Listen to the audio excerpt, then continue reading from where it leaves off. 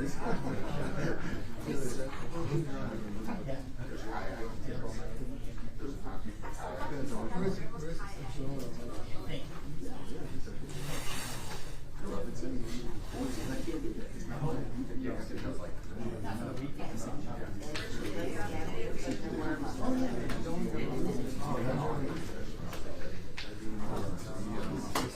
was the one at your wedding.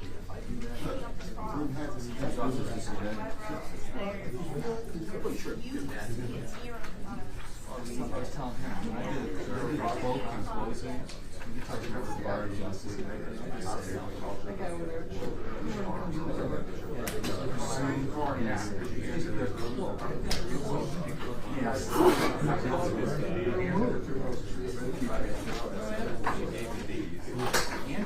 Andrea loves it. All right. 45th District Court is back in session. Be seated, please.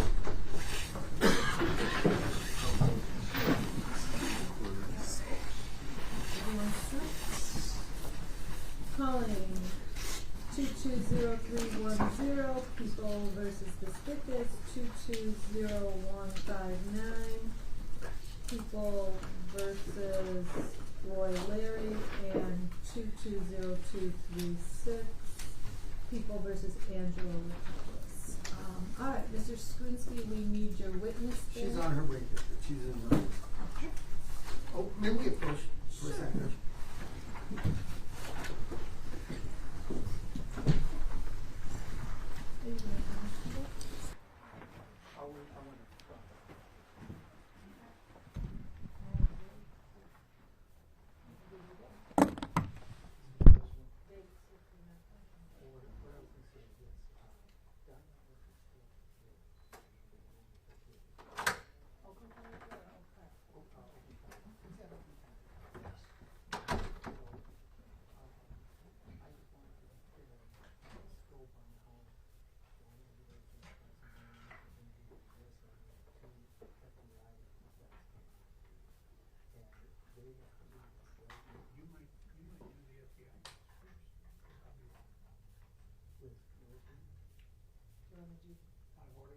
Well, the only thing is, I don't mind if we can,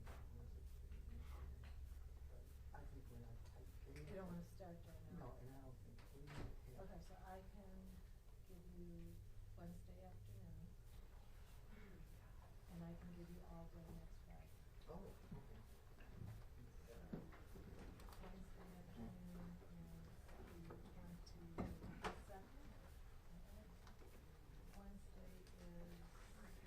Wednesday is 22nd and 23rd. I can't do the morning of the 22nd. Afternoon. At 1 o'clock on the 22nd. And then I can do Friday. Friday I can do as well. Friday's a good day, all day. if I give you a full day on Friday, you're gonna finish, I think so, yeah. including closing arguments? Not arguments, but Yeah. motion. We could do it like we do in the quarter object. I'm just gonna. I'll ask. You will.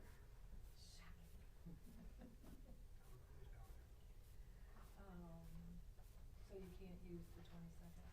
Well, I think, can we do the Friday? We can do Friday the Well, I'm 24th. offering you both.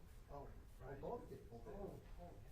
I can't do I'm offering you both so that you can finish up your witnesses on, get through.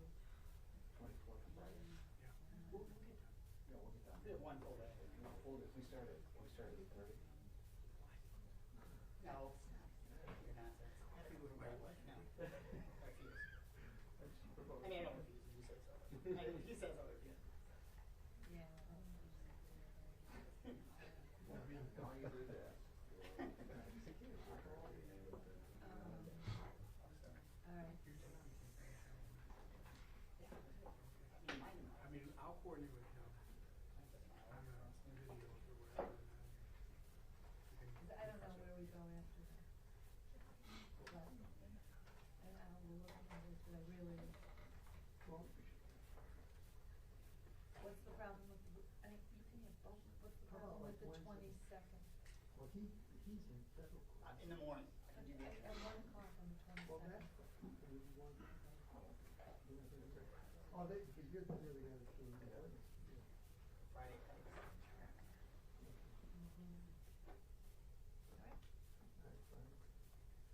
9 o'clock? Okay. But I think you're gonna be here after I got that. Correct, yeah. Cool. Alright, so they're going Just to be- transfer, you'll start with Darnell at 9 Okay, o'clock yeah. on Friday, Well, we'll just start with it. Yeah. and then, Yes. Yes. so you're not gonna bring him today, Right. okay? That way they're on board, because we have to go right now. That's not a good idea. Okay, but you can get, but you can finish up with, Who are the people that we have? when it's in the two of you. Are you, I'm sorry. I'm good. Low maintenance. I like it.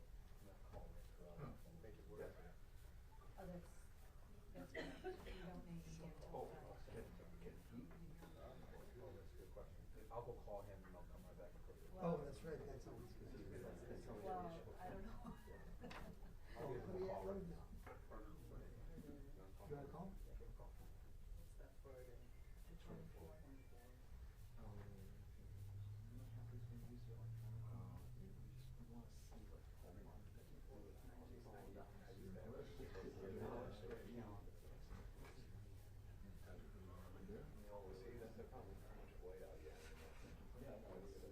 Hey, Ray, we're at the bench right now, and, we're thinking about putting this, we're gonna have to put this over to another day, a week from today. Are you available? No, not a week.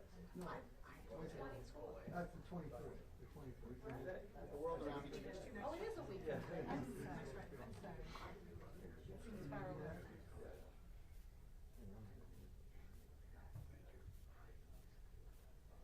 That's right. Oh, good, he's good, okay, very good, thank you, that's, you're off the hook for today, and then, that's right, yeah, and we'll talk, what? 9 o'clock. Well, no, he's gonna be first, he'll be first, I'm hoping that he'll be the only witness that day. Okay? I will, thank you. Thanks a lot, everybody. Is that why we approached the bench? Yes, that was it. All right. We're losing track of all this stuff. PTSD. Okay? A bunch of old things. Okay, let's go. Talk to the caller.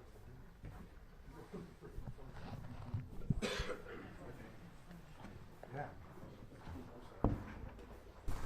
All right, back on the record should reflect, back on the record, the record should reflect, I had an opportunity to speak with counsel. The purpose of the conversation was timing. We have determined that, they will complete the testimony of Mrs. Hutchinson and 2 other witnesses today, and then we will continue this matter to March 24th for completion. And that has been confirmed with everybody's schedule, is my understanding. Yes. I did offer the 20, just so the record is clear, I did offer a half a day on the 22nd, but there is not universal availability. So, okay, Thank you, all right, so. She's coming over.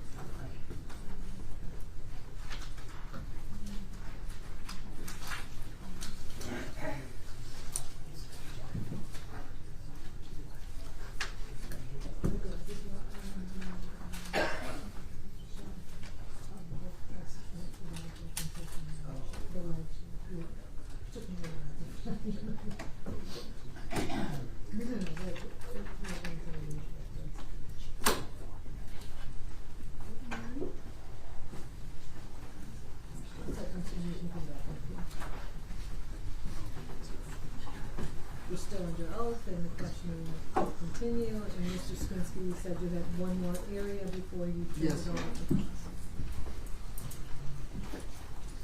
counsel. Ms. Hutchinson, when was the first time, after the death of your husband, that you saw Mr. Bisbickus? think I saw him June 1st. I think I saw him that day but that day was very much a blur. Okay. Did you ever have a discussion, did you ever come to know, the lawyer of the person that shot your husband? The first lawyer? Yes. I would object to the characterization as the person who shot her. I said the person, I didn't mention his name. We'll move assumptions, but I just want to make a Right. The alleged, okay. He's rephrasing.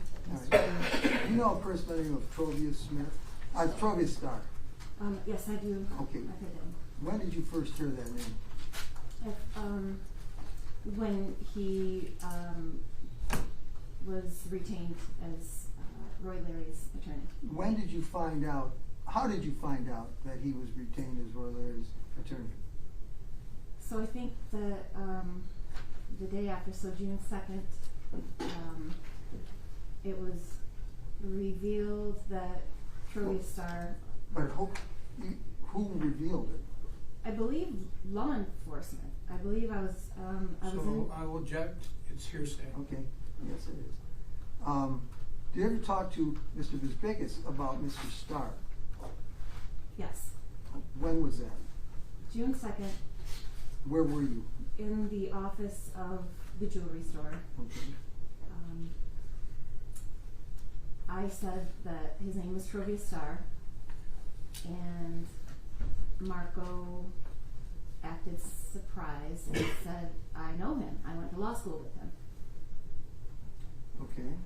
And You said he acted surprised. Can you describe how he acted? he kind of gestured like, what are the odds? I know him. Okay. And did he say anything else? He said that he was a good attorney, and that he was going to ask him to not take the case. He was going to ask Mr. Starr not to? Yes, because he had a personal relationship with him. He had gone to law school with him, and he said he's a good attorney, and I'm going to ask him to not take the case. And you said this happened on June the 2nd? I believe so. Okay.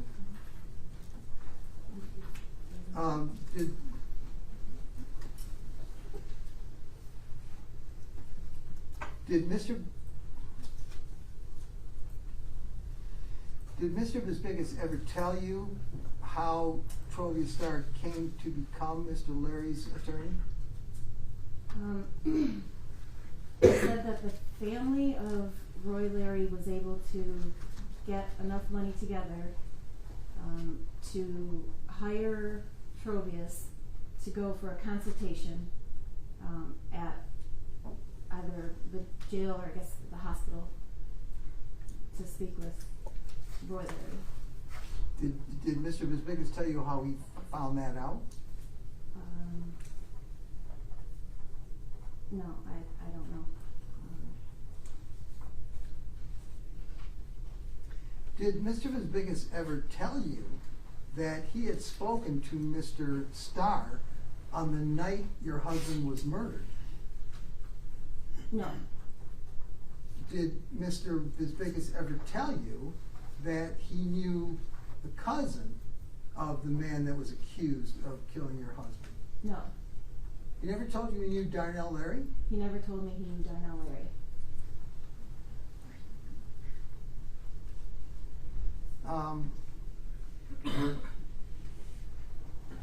Did Mr. Bisbicus ever tell you that he paid Trovius Starr $1,000 on the night of the murder?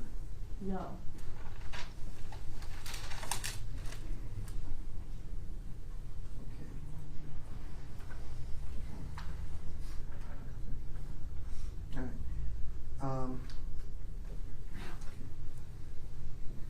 Let's, I want to direct your attention now to the day of June the 1st, and the morning hours of June the 1st. Can you tell us what's the first thing you did Did you leave your house that day? Yes. What's the first thing you did when you left your house? First thing I did. And when was that? It would have been about 7:30 a.m. I drove my daughter and her classmate to school in Westland. In Westland? Yes. Okay. Then what happened? While I was at the school, I had to go in and get a ring size of the mother of the secretary. She was there. I had sold him a ring, so I went in for a few minutes, got her ring size, and drove back home. And then I was at home, and I knew that we had a meeting with Marco scheduled that day for noon. At noon? For noon. You and your husband? My husband and I had a meeting scheduled at noon with Marco that day. Okay. So I thought, I had a couple hours until then. So I had laid back down in bed, and my husband called and said our meeting got moved up to 11. So I quickly got ready and headed to the jewelry store. Arrived probably around 10:45. Were you meeting him at Mr. I was meeting my husband at the jewelry store? At the jewelry store, Okay. and then from there we were going to drive together up Greenfield to Hawa.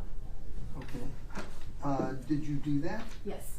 Did you forget something at the store when you were there that morning? Yes, I did. I forgot my. I'm sorry to phone. interrupt you, Mr. Sminsky, but evidently there's a technical issue going on Okay. with the recording. So you'll give us 2 minutes.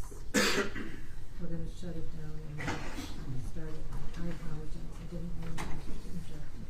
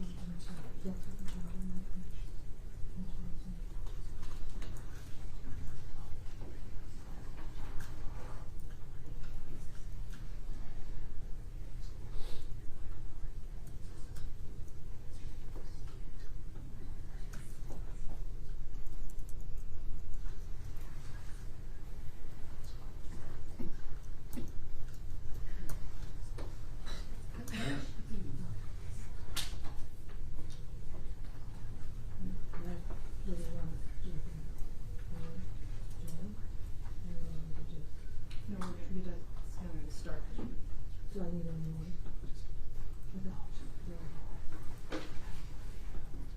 Okay. Okay, do it. Is that one muted now? Go ahead.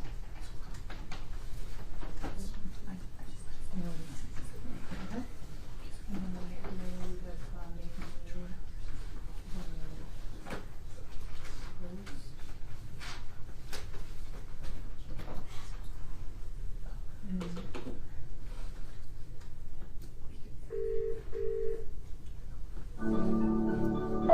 You are in the meeting now. Okay, yeah, looks good. She's muted, but the camera's on. Okay. Sorry. Sorry, it was much easier when everyone just showed up and we talked.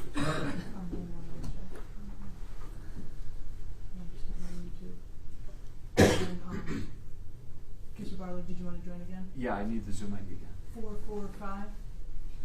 445-086-2075.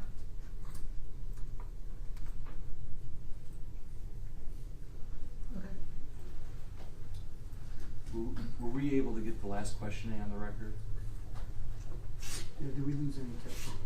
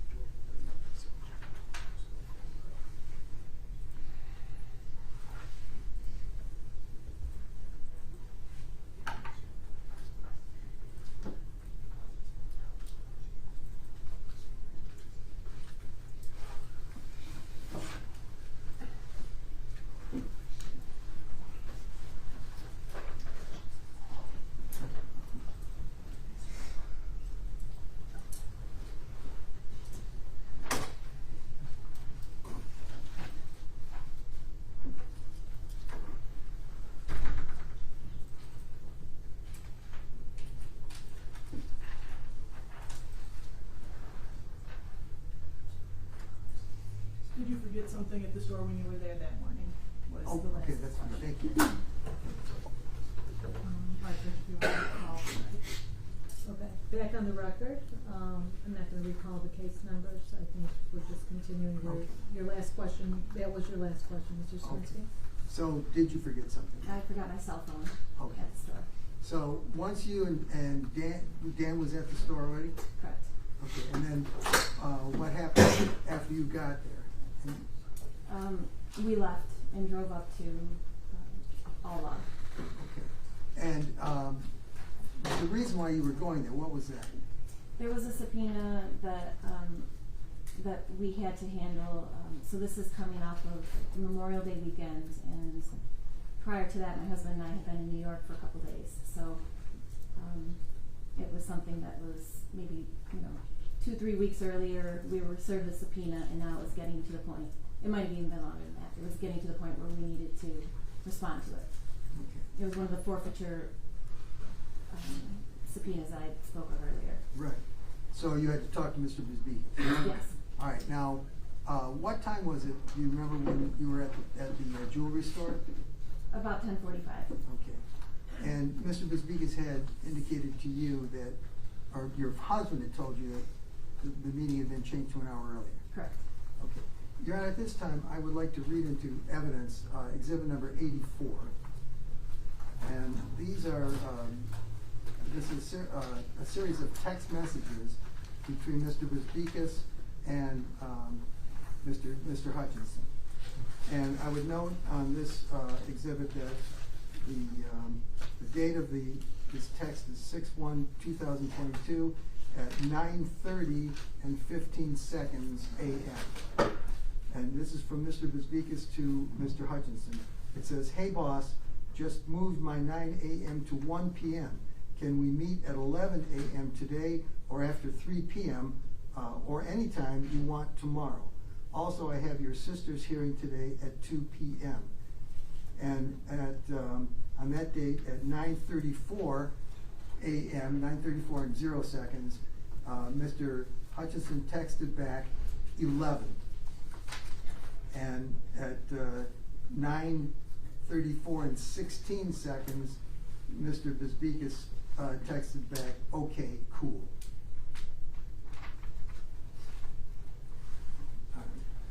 So now you're on your way to this appointment with your husband, and what happened? We arrived, we discussed the subpoena. I don't remember in detail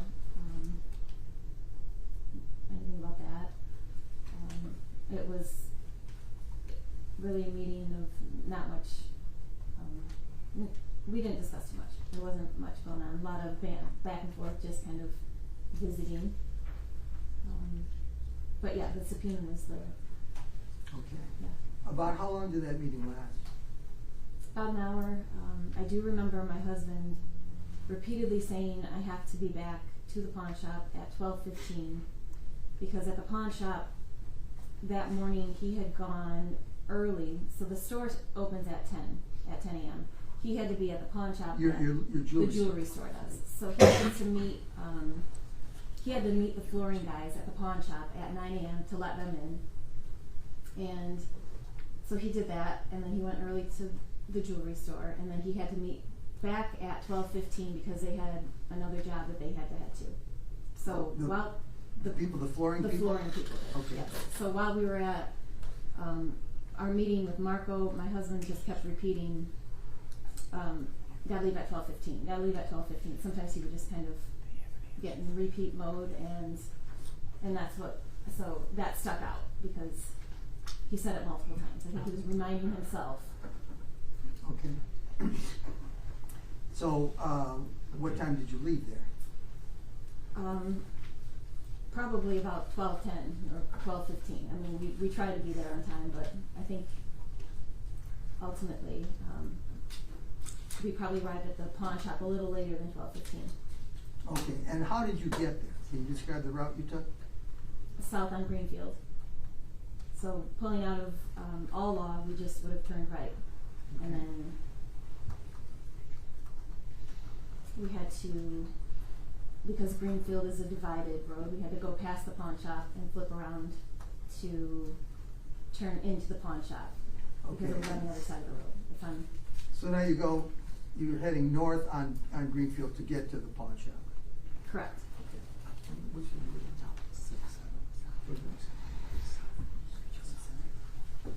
May have him be Oh. forward, okay? But I mean, okay, but when you turned around, when you did the turnaround, you're headed north on Greenfield to get to the pawn shop. Correct. So yes. So south out of All Law, south, because he's at 13 Mile in Greenfield. Yeah. The pawn shop is at just north of 8 Mile in Greenfield. So we had to drive south until we did the Michigan turnaround, and then we were headed north for, however long that is. Right. Yeah. Okay. That's fine. Now I want to put Exhibit 7. I want to put Exhibit 7 up on the screen for you to look at.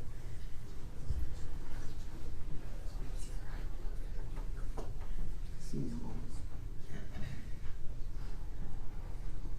Okay. And Exhibit number 7, that depicts you and your husband. And you were going there to close up, basically. Is that what it was? Correct. And the flooring, the guy that was doing the flooring was still. And where was his? Do you know where he was parked that day? He was parked in the back of the building, which would be the east side of the building. Okay. So you go in there, and what happens? So I went in to use the restroom. My husband didn't walk in with me. I think he walked behind the building. I don't know. I was inside, and he addressed the flooring guys. I never did see the flooring guys, so he locked up the back. There's a shutter door in the back, so he handled all of that, and then I met him, and we both walked out of the north-facing door and locked up. Okay. And then what did you do then? Got into the car. Okay. And who was driving? My husband was driving. Okay. Were your windows rolled up? Do you recall? Well, they were rolled up until, so when we walked out of the pawn shop, as we were locking up, we observed a white van that was parked near the door. And On Miller Street? On Miller Street. Okay. And we could see that there was someone sitting in it. And my husband was looking and trying to figure out, he thought for a second that maybe it was the post office or the postal worker, but it was not. So he was kind of curious, as to why the person was there, and so we got back in the car. Okay. And, There was no exchange between us and the person in the white car at that point.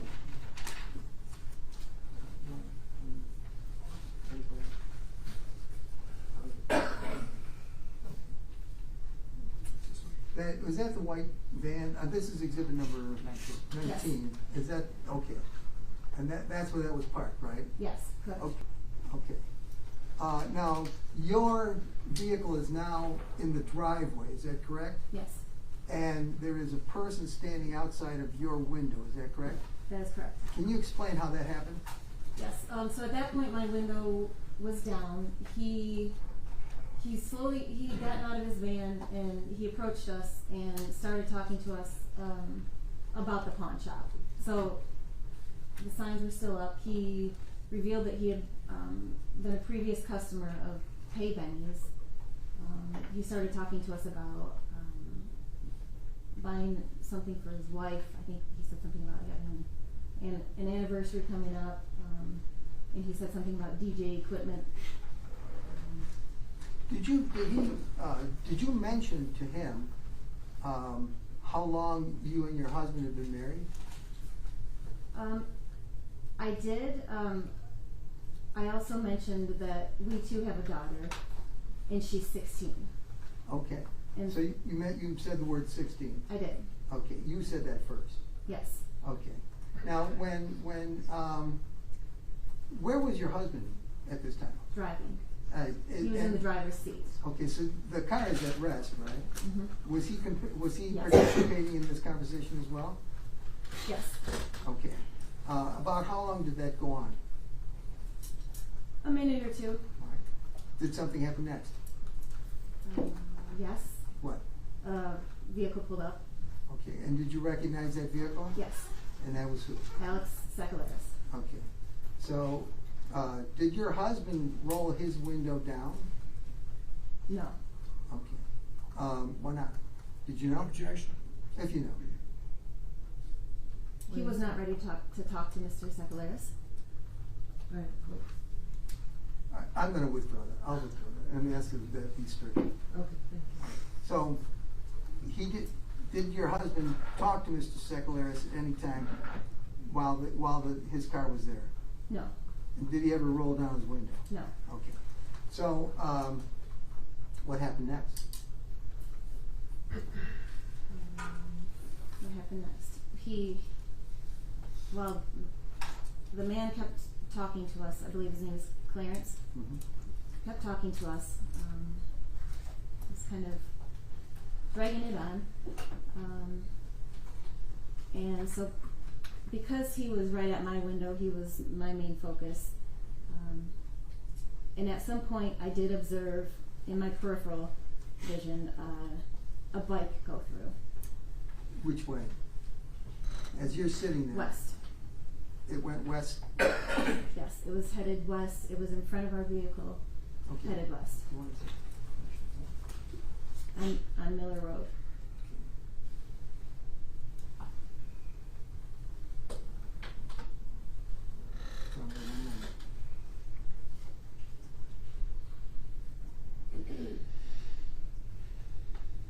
Okay, this is exhibit number 19?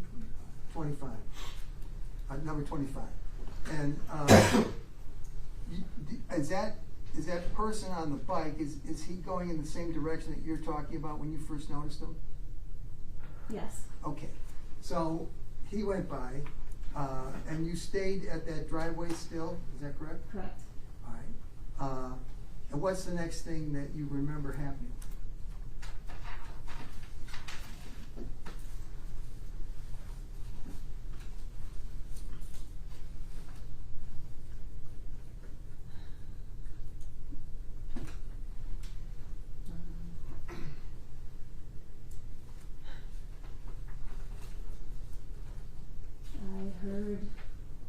I heard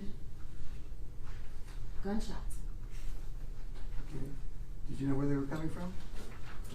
As I was sitting in the car, I could tell that they were coming from my left. Right. I didn't know they were gunshots at the time. Uh-huh. I heard loud noise, commotion.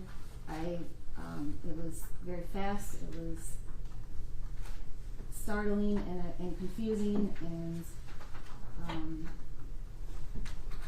I didn't look in that direction, it was just, it happened very quickly. Okay. What did you hear at that time? I heard pop, pop, pop, pop, pop. Mm-hmm. Okay. Did you look at your husband at all at that point? When it stopped, I looked over. What did you see?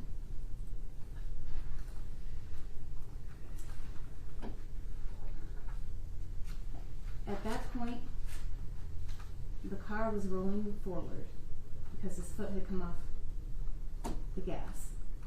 And I could see that he had several bullet holes in his chest. Was he bleeding? He was bleeding. He was bleeding out of one. At that time, his head had thrown back. Okay. What did you do?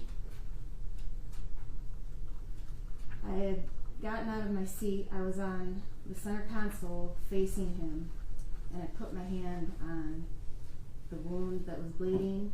My right hand was on the wound that was bleeding. My left hand was holding the back of his head. And you were trying to, what were you trying to do with your, putting the hand over the bleeding wound? To stop the bleeding. To stop the bleeding. Was the car moving? Could you tell? Do you And it remember? stopped at that point. And it stopped.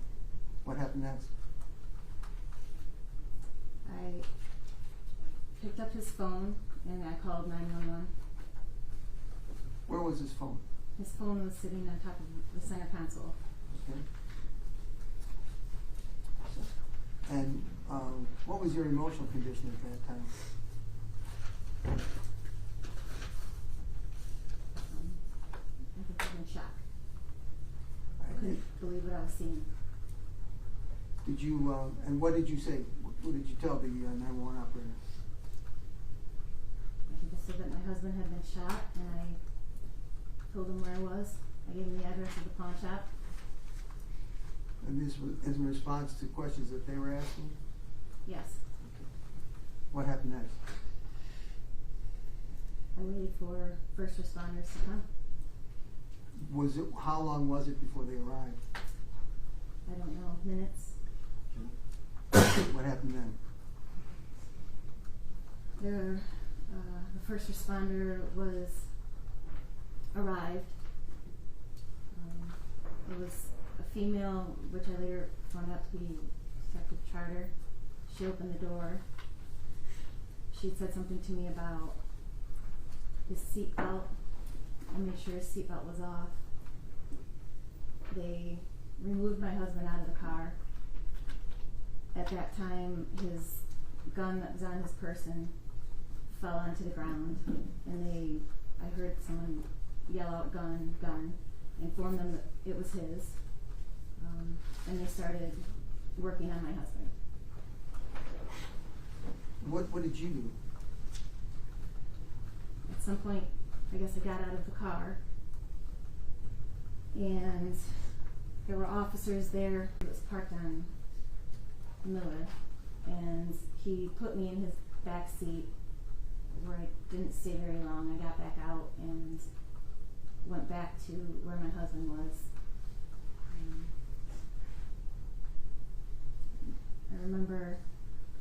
I remember talking to them about Alex Sakalaris because I knew that Alex was there, and I knew that, and I was telling them, I think I said something like he's one of the good guys. He didn't do anything or something along those lines because I knew Alex could be erratic, and I was, so I wanted to address that. So you were trying to explain him to the police? Yes. Okay.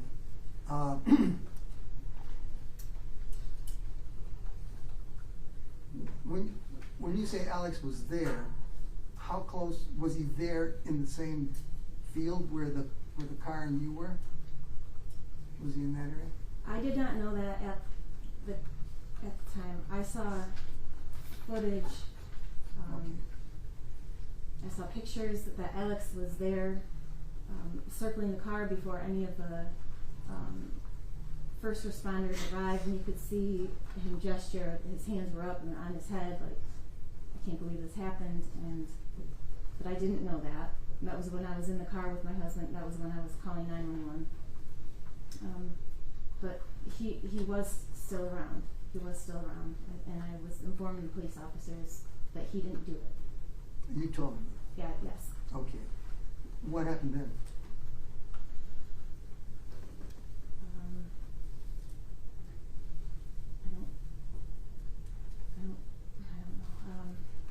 don't know. I ended up at some point in another police officer's car, and I did a brief written statement of what had happened. I borrowed his phone because I'd forgotten mine, and I called the jewelry store, which was one of the only numbers that I knew by heart. So I called them, and my sister-in-law answered the phone, and I informed them that my husband had been shot, and that was all I was able to get out. And she either dropped the phone or I don't know.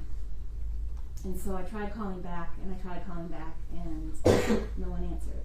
So I still had the officer's phone, so I Googled all law and got the front desk number, and I called up there, and I believe it was Gabby that answered the phone, and informed her of what had happened, and that Alex was there, and that I needed to talk to Marco immediately. Did you speak with Marco that morning on the phone? I didn't speak with him because he was not there. Okay. What happened then?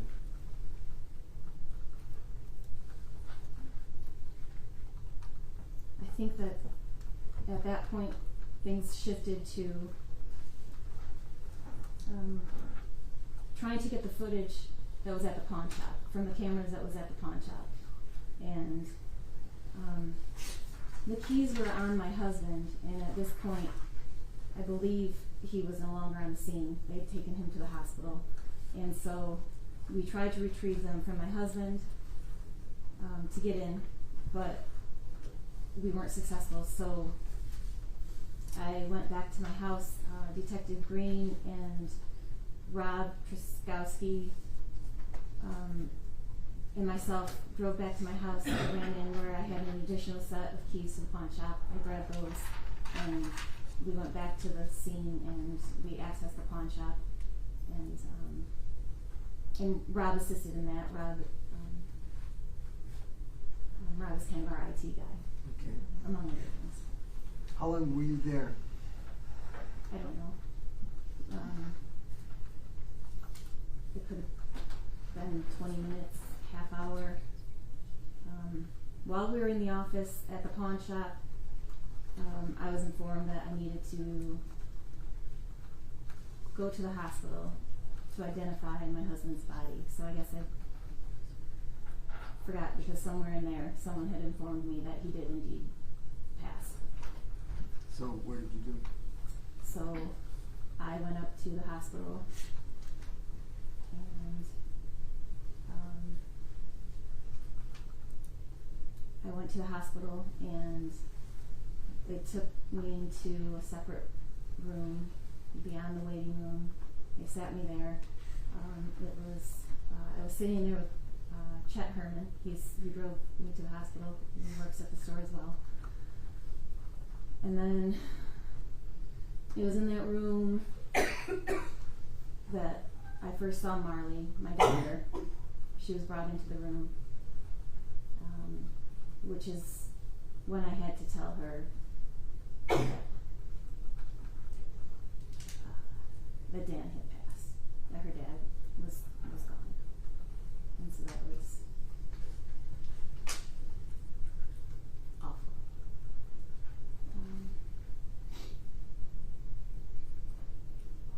I don't remember who else was in there with us. I know my mother-in-law at some point, I think my mom.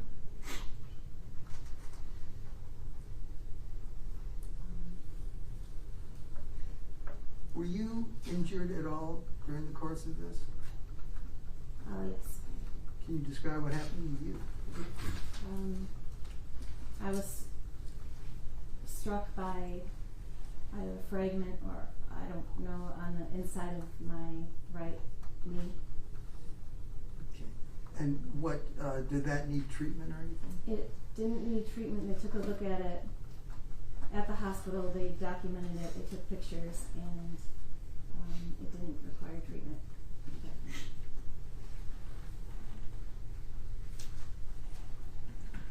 Thank you very much. All set? Judge, can I do it from here? Yes. Good afternoon.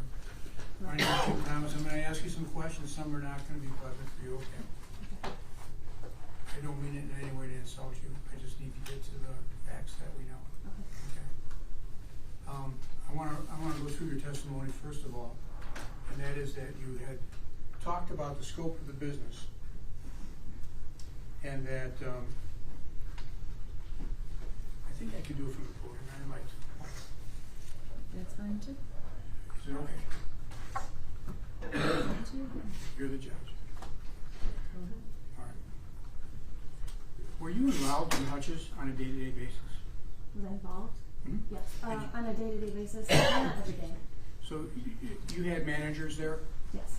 and those managers were essentially running the business with your husband, Correct. and you were too. At times.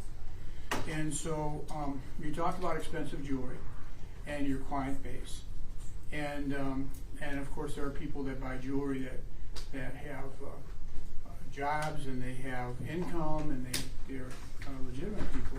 But you also had a client base that also was with people who had large amounts of cash. Correct.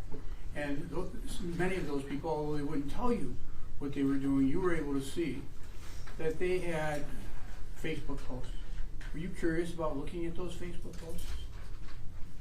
No, not particularly. But did you? Well, I'm not on Facebook, so So social media, what social media do you use?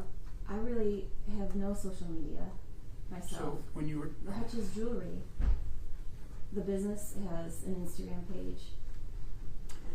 and so in monitoring the Instagram page, were you able to see your client base? At times, yes. Because you told me that, or you told us, that you were able to see people and you could kind of figure out what they were all about from their Sometimes it pages. So, could you explain to me how that's done by the jewelry store as opposed to the person themselves putting and posting something? Can you please rephrase that? So you said that the jewelry store had social media. Correct. And that you were able to see stuff that the jewelry store saw on social media. Is that what you said? Yes, so I could log in and see through the jewelry store's account. And would that be somebody who's employed specifically to check out the people that are buying from you, or is it No. just your curiosity? No, so our business account, our Hutch's Jewelry Instagram page is full of it's a digital portfolio of sorts of our business, of pieces that we've made and items that we've sold, or if clients come in and want a picture, that's what our business account is. And so from that, you were able to determine things about the people that were buying from you. Well, you have to follow people on Instagram, and if they post, whatever they choose to post, then they could potentially indicate what sort of business they're in. And so now we're getting to the point where you're able to see that because you see people and they have posts and people that follow their posts. Is that right? Correct. And it's from that you determined that your client base, there were some rappers. There was some. You can infer from that. Sometimes is guns? Up to, probably guns. Did you ever remember seeing guns? Yes, people Okay. post guns. They do all that, but yes, Cash and guns. sure. Okay, sort of like a gangster thing. If that's how one would interpret it, How did you interpret that? I didn't care to. I flipped through like this, and I didn't give it much thought. So, but in order to go there and take a look, you had to have a reason to do that. So, what was your reason? Well, on Instagram, it's entertainment. It's not, I mean, some people might take posts as more than that, but for me, it's entertainment. People put out whatever they want on social media, and it could be reality, it could be truth, but a lot of times, you know, what's happening in real life is very different from what people tend to post. Okay, so the information that you're able to get from that would give you an idea, at least. I wouldn't call it information. So what is it? Entertainment, or just whatever people choose to put out there. Is a picture entertainment or is a picture information? A picture can sometimes be a persona, or it could be truth. So if you're looking at it for a persona, it is with respect to a specific person. Would that be a client of yours?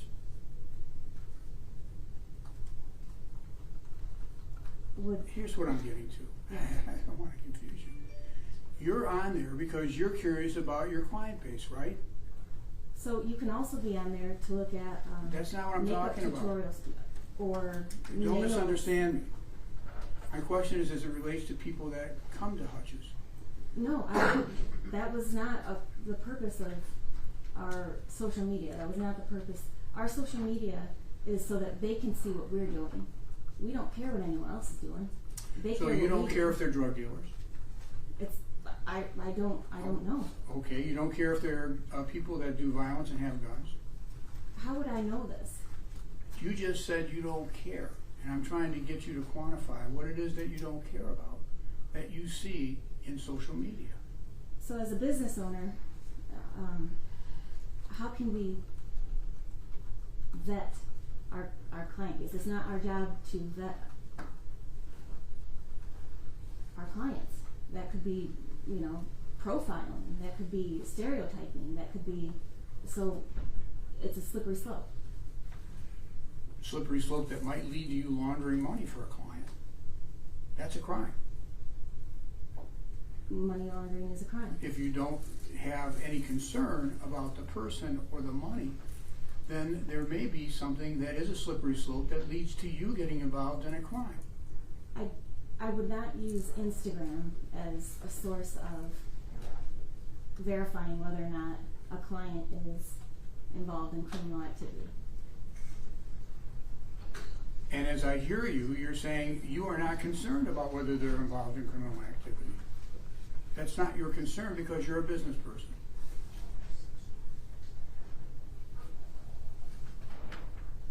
I could say the same about you, sir. Of course, I have a job to do, you have a job to do. But I didn't launder money, okay? You were laundering money for people that had a lot of cash. And so I'm asking you about your concern for the people you came with. I'm not here to argue with you. You're here because you have an immunity order, is that right? I'm here because my husband was murdered. And in order to do their testimony here today, somebody raised the question of you getting immunity. Who was that? You? Or was it your lawyers?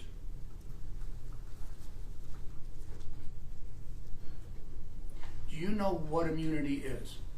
Yes. Explain to me, or the court. It is a protection order Okay. that information provided by me cannot be used against me. And there's a reason for an immunity order. It's to encourage you to testify, correct? Correct. Because if you did testify, you might have a Fifth Amendment right regarding some questions that they might ask or I might ask, correct? Can you please rephrase that? You know you have a right to remain silent. You can't incriminate yourself, right? Correct. The immunity order protects you against that. You don't have to assert your right to remain silent. You want to testify because it was your husband that was killed. Correct. Okay. But you needed protection in order to do that. My lawyers advised that I don't need to hear what your lawyer said. I just need to know what you know about the immunity, because your lawyers, I can't get into what your lawyers said to you. Okay? I didn't know anything about immunity or papers or anything until this situation, and my lawyers taught me and informed me. Well, I don't need to hear it. I'll leave it at that. okay. Okay, so when you are testifying, you now have protection against crimes that may have been committed, and you don't have to admit them or not admit them or admit them. But if you did admit them, any crimes that you say here that you committed are protected. They can't charge you with your words. Is that your understanding of it? That is my understanding of it. This is going longer than I wanted to, but I wanted to get from you the fact that the reason why you need protection is because you were taking in significant amounts of cash as you testified on direct. Correct? Correct. And when you take in over $10,000 from a person in a transaction, you have to report that on a currency transaction reporting document 8300, right? Correct. We're not doing that on any regular basis. Correct. Business was booming, you're grabbing the money as fast as you can, you're thankful for it, and you're not going to require your client to fill out a form because they're going to be reluctant to do it. Correct. And you can imagine why. Couldn't you?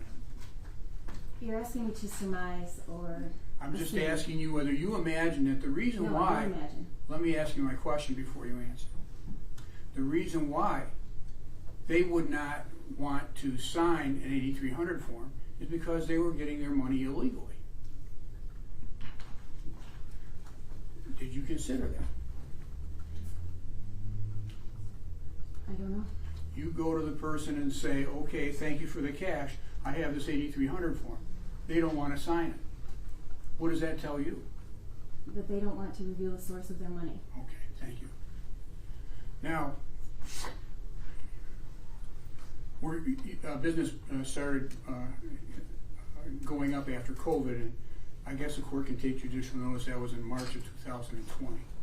Is that when the business started to boom? May. Were you May? May of 2020. Okay, and so in May of 2020, you're accumulating a large amount of cash. Prior to that time, what were you doing with your cash? Reinvesting in the business and I mean, you have expenses, right? Correct. You have cost of goods, right? Correct. You have employees. How many employees do you have at the time? 13, 15. Are they contract or are they on? Some are payroll, some are contract. You pay people under the table. Some probably have been paid under the table. Okay, and so the you have to purchase the goods and the equipment that are necessary in order to do the business that you do. Is that right? Correct. And you have advertising expenses. Minimal, but I guess somewhere along the line. Do you give referral fees to other jewelers? No. So, and what about the building? Was the building leased or was it owned? The building was leased. And there was another building that was there for warehouse or for Correct. manufacturing? Correct. And that's leased or owned? Leased. Okay, so these are the expenses that go into the business that you have. Now let's talk about what you were paying for with cash. Okay, and I'm talking now about the time frame that you were discussing. I think you said 2020 and 2021. Is that what you said? Yes. Okay, Yes. so that's when things started to increase. And it could have gone into 2022, right? Correct. You were giving Marco cash in 2022. Correct. Right? Okay, so between 20 and 2022, you're making cash payments. So what expenses, for example, were you paying for with the $5 to $10 million a year that you were generating in excess cash? Besides real estate, was it equipment? It could have been equipment or inventory. And when you talk about inventory, are you talking about metal, gold, other things, or are you talking about actually jewelry itself? It would be jewelry itself or watches. And then more than that, there would have been, you were taking money in, you were taking jewelry in from clients and other people and holding that jewelry and giving them money against that jewelry. That happened. Yep. How much did that happen? That I cannot answer. I don't know. So you're lending people money and you're holding the jewelry as collateral. Correct. Does that make sense? That's a pawnbroker, right? So, as Marco informed us at that time, we were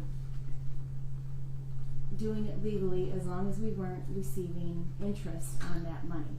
He advised us as general counsel, whether it was right or wrong, that was how he advised us to handle that situation. Okay. So you're not making any money on the deal? No, it was a service that we provided to clients, and the reason we would do that is because it would encourage repeat business. Mm-hmm. Ever come a time when somebody comes in and pawns a Rolex and doesn't come and pick it up because they don't have the money and you get to keep it? We would not keep their stuff. No. What would you do? Hold it. So you hold it forever? We hold it for a long time. There were people that didn't come back and get their jewelry? I suppose there could have been. And you never sold it to other brokers or had other people selling it? So the scope of my duties at the store did not include that. So I don't know. I didn't deal with the customers. I didn't deal with that aspect of the business. So I don't know.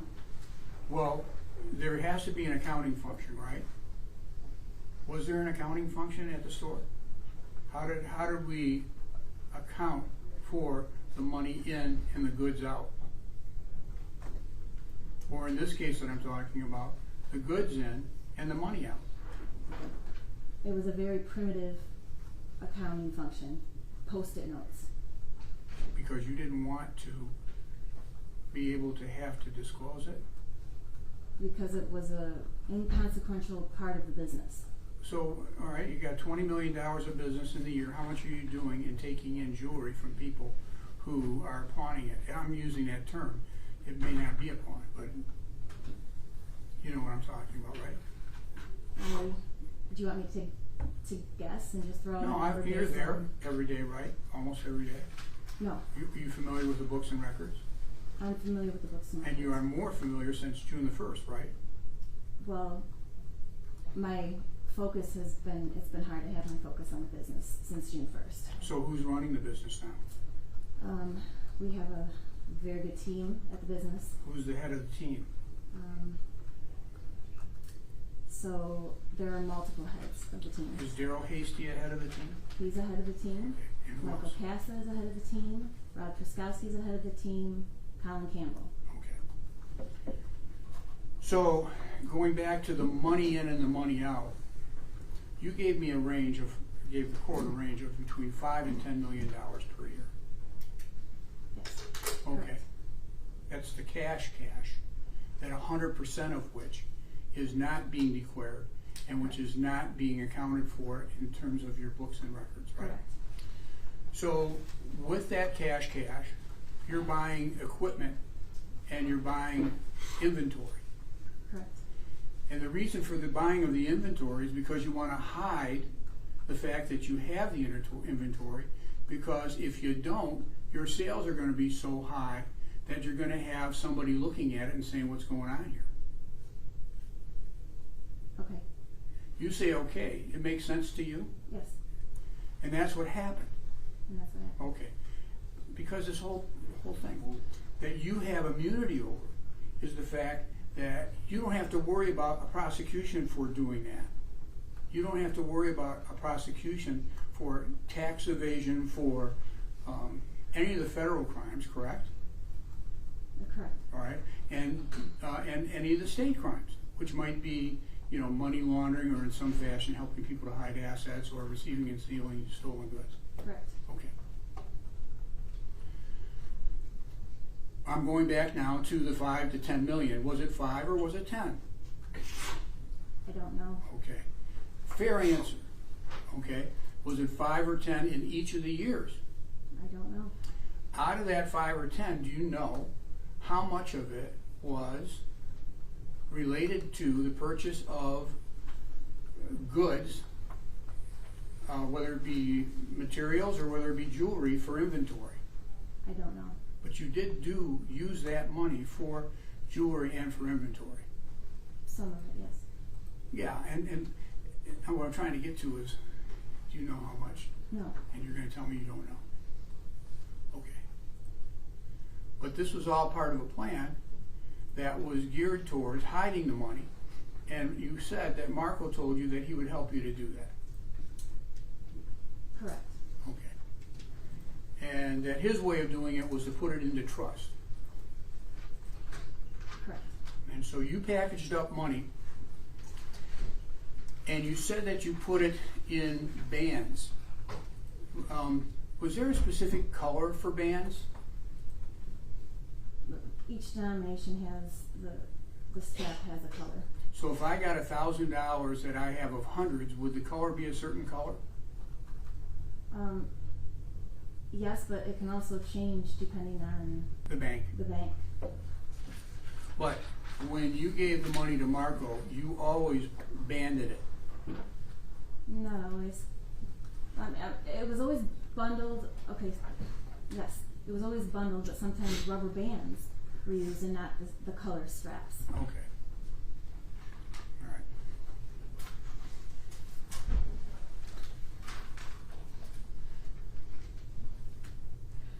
Were you and you talked about H2 Optics?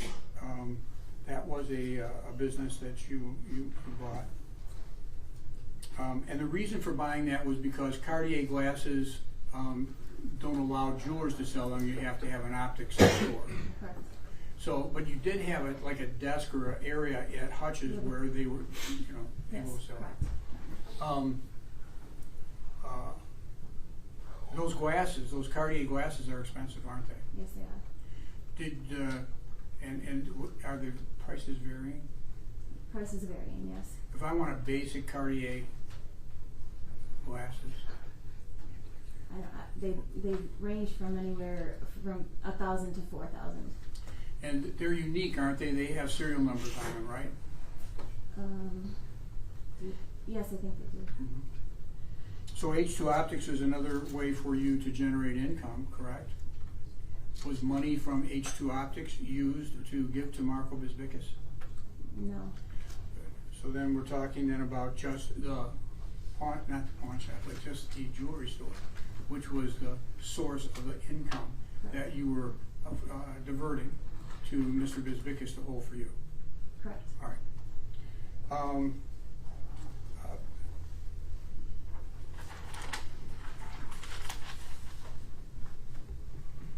You're talking about a case for your husband, a CPL license. You want a concealed weapons permit? He carried a gun Yes. because he wanted to protect himself. Yes. And did he carry it with him all the time? Most of the time. So I'm going to jump around a little bit because at the time of the incident, he had a gun on him. He did.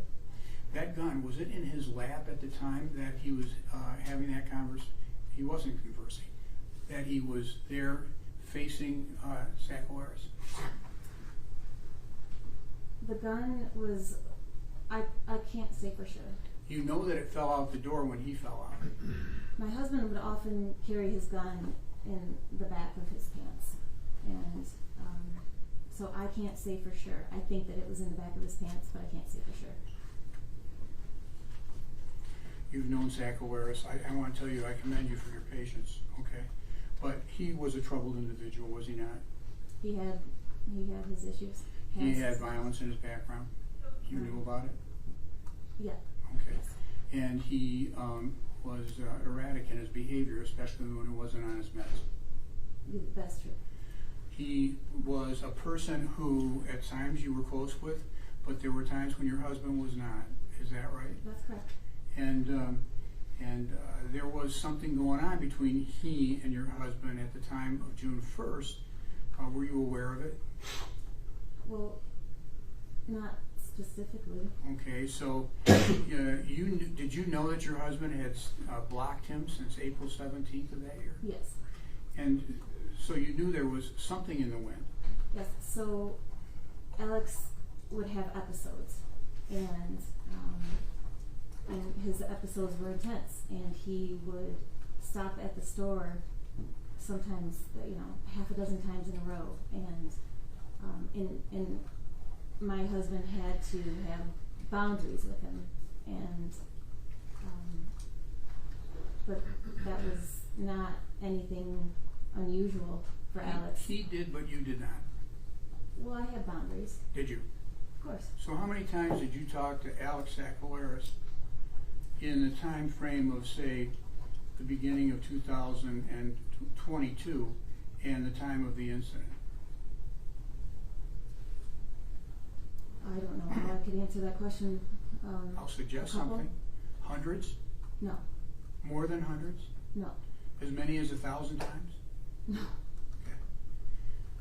I'm talking about Alex Sakalaris, the compulsive guy that can't let go. Yes. Okay.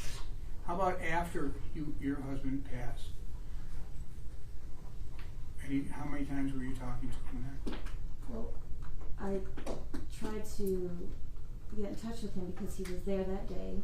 That's so, fine. I mean, but 1 or 2 times, hundreds? no, never hundreds. Okay. He was a guy that bought and sold coins.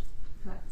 There was an issue relating to a bag of coins that had been returned to him. Were you in the store when that happened? No, Are you aware that he had a problem with the count on the coins that he had received? no, Were you aware that there was any dispute between he and your husband over the value of the coins and the number of coins that were returned to him? no.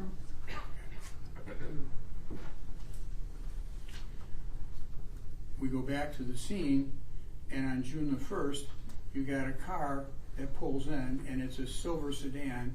It's a Mercedes. You knew the car. I knew that was Alex. And you knew that Alex was in the car. Correct. You were talking to the gentleman who was coming on your right, who was inquiring about a drum set or some sort of musical instruments, right? DJ equipment. You had your window down, Correct. and you were talking and having a conversation with this person.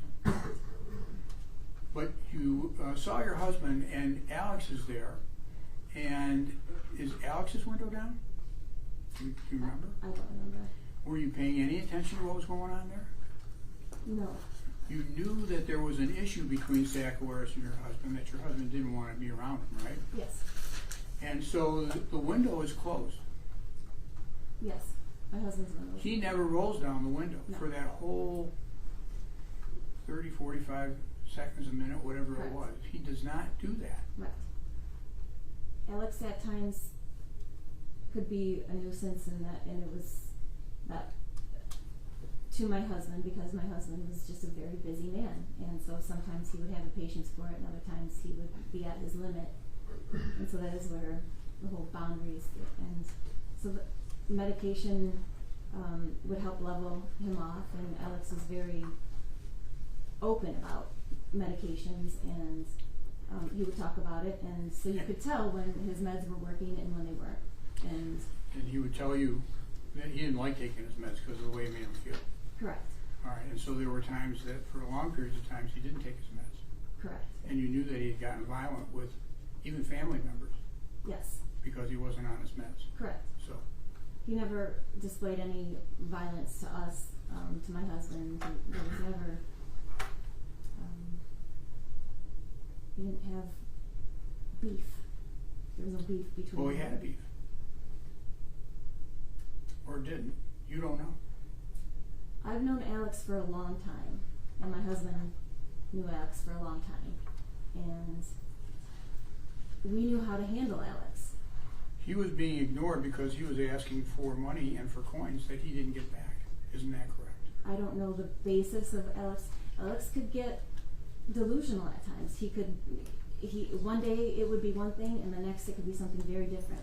You could come to an agreement in one moment, and then the next he comes back, and it's as if this agreement never happened. So Is that what happened here? Did your husband tell you that? no, that's what I've experienced with Alex firsthand. But you have no knowledge from your husband that he was dissatisfied, that Sakalaris was dissatisfied with some transaction that he had with Hutch? No, because of our encounters with him in the past, it was not something that we would ever discuss in detail because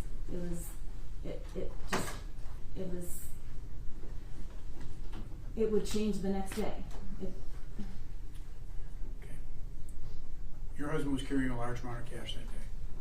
Correct. Where'd he get it? I don't know.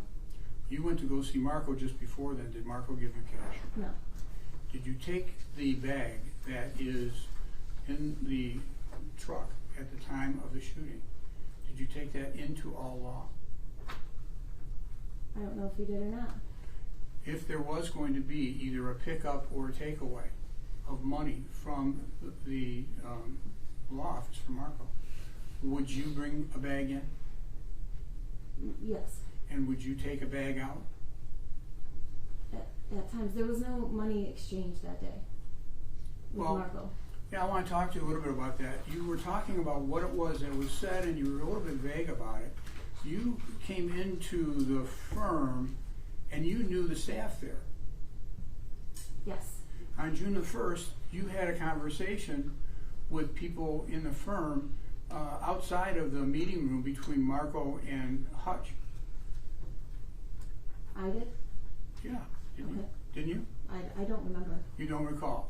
I know that Sarah, the front desk girl, her boyfriend played on the same softball league as my husband. So there was always talk. Banter back and forth about the softball. Correct. And do you recall talking to Sarah and the paralegal, Gabi, about that? I don't recall specifically, but if we did, we did. And that would have put you outside of the room, if you did, wouldn't it? I don't recall. All right. There were 3 or 4 things that were discussed in the room, which I'm going to ask you about and see if you recall. Okay. So my husband was the one that would speak to Sarah about softball. That was their thing. Not you? No. No. I thought you just said that you had people that you knew that played on different teams and that No, you talked to them. My husband played on Sarah's boyfriend's team. So they would talk about tournaments. That was something that wasn't, to be honest, it was not interesting to me. For them, that was something they talked about. Didn't Hutch sponsor a team? Yes. Okay. When I went to the office with my husband, I sat in on meetings. So what was the purpose of this particular meeting on June the 1st, if you remember? There was a subpoena that we needed to address. It had come earlier, weeks if not a month earlier, and it was something that I guess we had the New York trip and we had Memorial Day, and so we had to address it. It was time. I don't remember exactly what they were asking for. It was a subpoena from the DEA, right? Yes. And a DEA subpoena, do you remember the name Taylor Goodnight? Tyler? Good. Do you remember the name of the prosecutor? No. Craig Weir? Does that refresh your recollection? No. Okay. DEA is a criminal investigation, isn't it? Yes. This subpoena was referencing 2 people, one of which you remember, and that is Tyler Goodnight, who is a DEA agent who prosecutes drug cases. Tyler Goodnight, to my knowledge, was an IRS agent. IRS. So did you have a DEA subpoena from anyone? A DEA subpoena, yes. Usually the subpoenas are from the DEA when they come for these forfeiture cases. So what makes you think it's for a forfeiture and not a criminal investigation? Because they seize the property of the clients, and they're the ones that are under investigation. The clients are under investigation. But whether it's a criminal investigation or a civil investigation, you don't know. I wouldn't know. Okay. And you know that DEA are criminal investigators, Yes. right? And so is the IRS can be criminal investigators too. Correct? Okay. So you're Well, getting some. well, that sounded like she didn't know. I Yeah, maybe object to she that. can say it. If you don't don't know, know. I don't please know. let me know. Okay. So I didn't know that there was a question there. Well, there is. What was the question? You knew that people that you were working with, people that you were selling your jewelry to, were under investigation by the government. Yes. Okay. And from that, you can glean one of two things. Either they're interested in their money or they're interested in putting them in prison, right? I Well, don't know. objection, I mean, he's asking her what she can glean from a federal investigation by the DEA. I think that she's not able to do Well, I think that. she said she Object. doesn't know. Yeah. If you don't know, you don't know. Right. She doesn't know.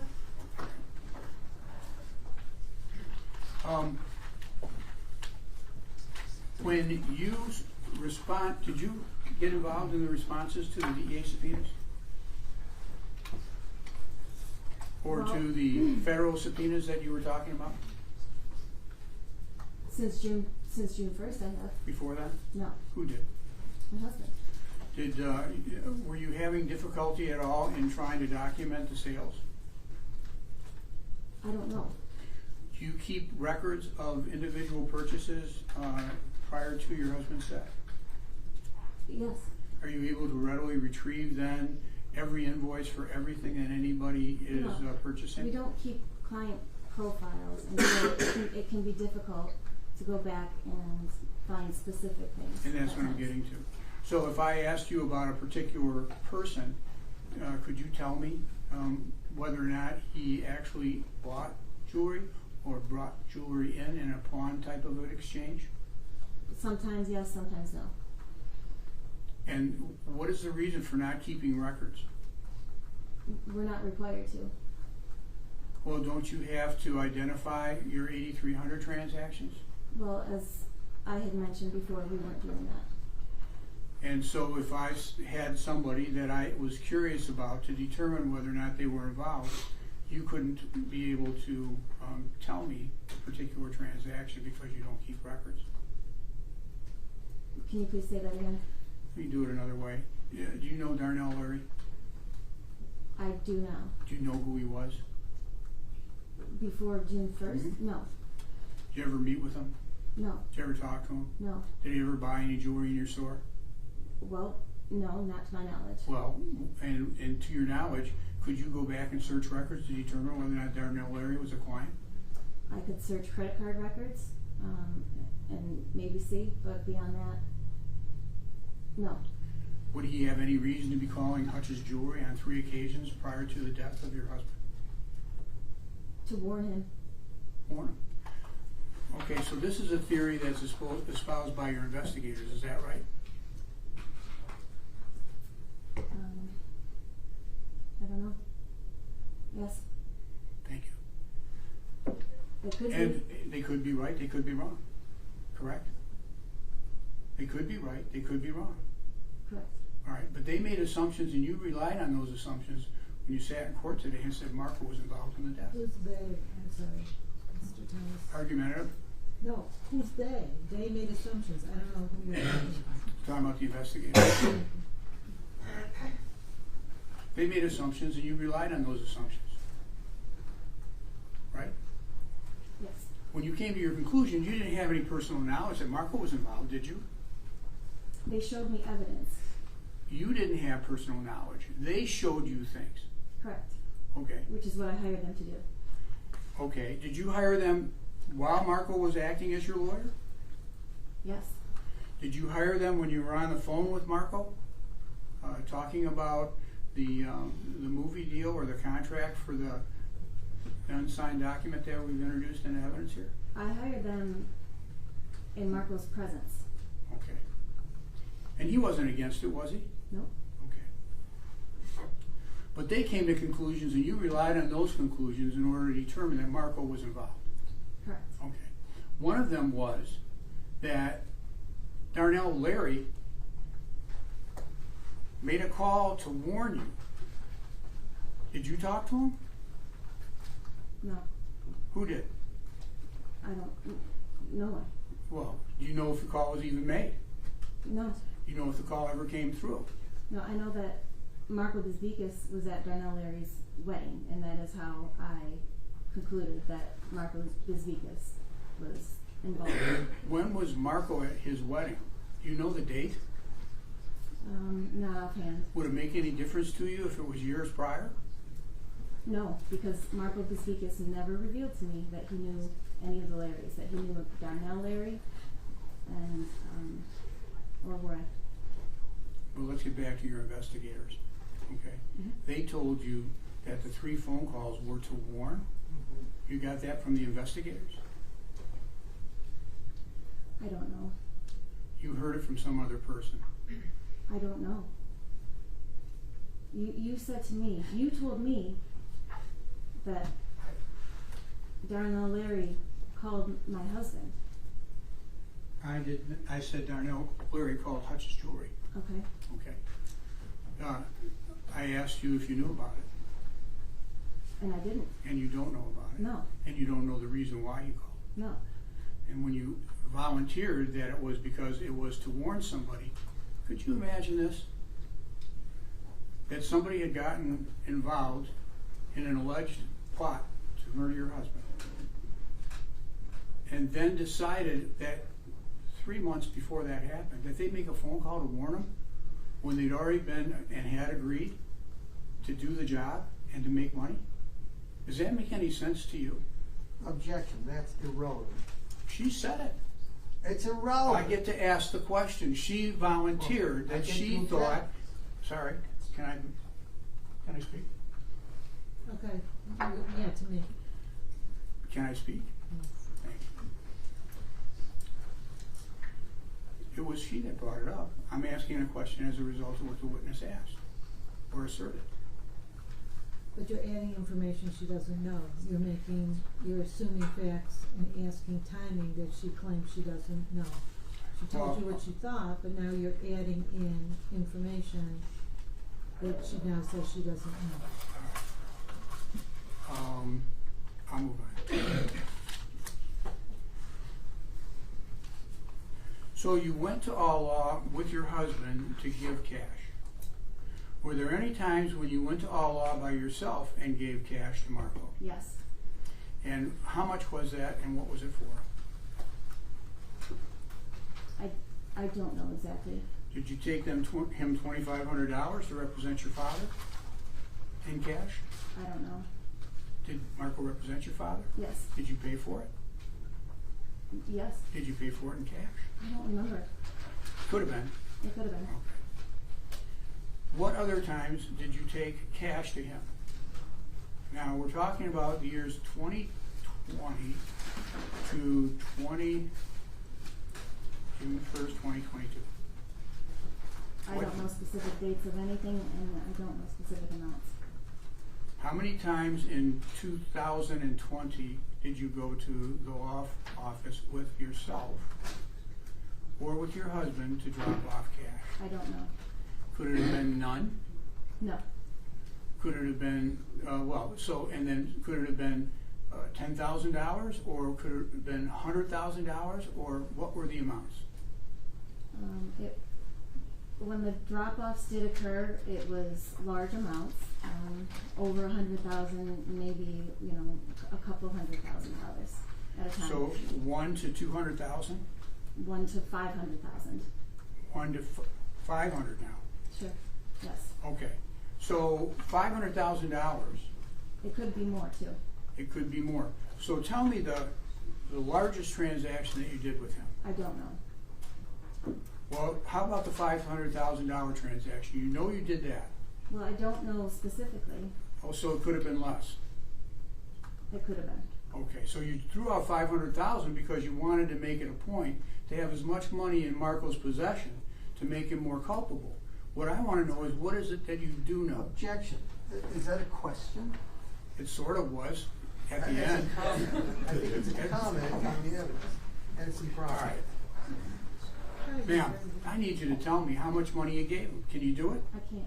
As you sit here today and search your memory, do you know any specific occasion when you went there to give him money? Specific Yes, occasion? one. No. And as it relates to going and doing this, was this during business hours when people were there? Yes, And this is when you and your husband are walking in? correct. So could you show the judge what $1 million looks like on a table? If I had it. Well, yes. use your arms.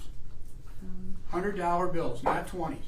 You could fit 100,000, or how much? $1 million? You could fit $1 million. No, I asked you probably 100. in a bag. I asked you 100 Oh, $100,000 is this big. In of hundreds. Not this big. Right. Okay, there you go. So that's 100. And you were banding them in 50s and 100s, Yes. right? So you can see these pictures that you have at the table. Is there anything that says there that that's Marco's, that that's your money? No. Are you and Hutch in the picture? No. Did he ever give you a picture? No. But you knew that he took a picture. I knew that the money looked consistent with how we banned our money. So you never saw the pictures. No. But you told him that you took a receipt, a little tab of whatever it was. I didn't say that we took a receipt. I said that they would write a number down and acknowledge that. There was never an exchange of a receipt Well, how would they do that if they didn't count it in front of them, each other? because it was understood. So if there was a bag of $300,000 that was brought, Hutch would say it, and he'd say and okay, he acknowledged it, yes. Okay. And then they would end the meeting with an agreement on whatever the balance was. So today, sitting here, I have no idea how much money was involved.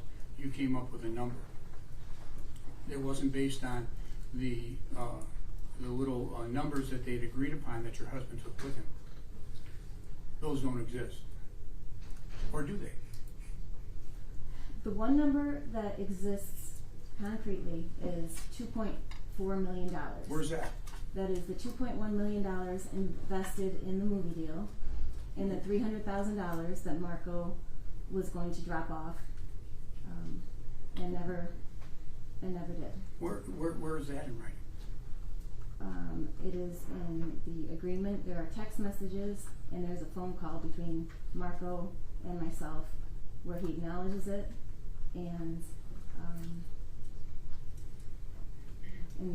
so I believe that he acknowledged it in writing in that agreement as well. The agreement's not signed. No, it's not. So where's the acknowledgement? He wrote it. Your client wrote that agreement That's a typed for me to document. sign. Well, objection, I mean, we're arguing It here. is a typed document that your client The brought. record to speaks, me. the record speaks for itself, and the court has indicated that these are exhibits that have come into evidence. And what they mean is a matter of argument to the court, not to the witness. System. Well, I disagree. All right. Ma'am, what's entered into the record is an unsigned document, is that right? That is correct. You say that Marco brought it to you. That is correct. Who was with you at the time that happened? Robert Truskowski. Okay. And at that time, it was in consideration of money for a movie deal. Correct. If I look at that document that's in evidence, there's not one mention of skeletons in the closet, is there? No. Okay. There were other movie deals that were promoted that Marco tried to get you to be invested in. Is that correct? I don't know. Was Skeletons in the Closet the only movie that he Yes. talked to you about? He provided me a script of Skeletons in the Closet. Do you have that script? My attorneys do. Okay. I'm sorry. Your attorneys? Well, my. You mean the people? Well, I provided it to my attorneys first, and now I believe it's in possession of prosecutors.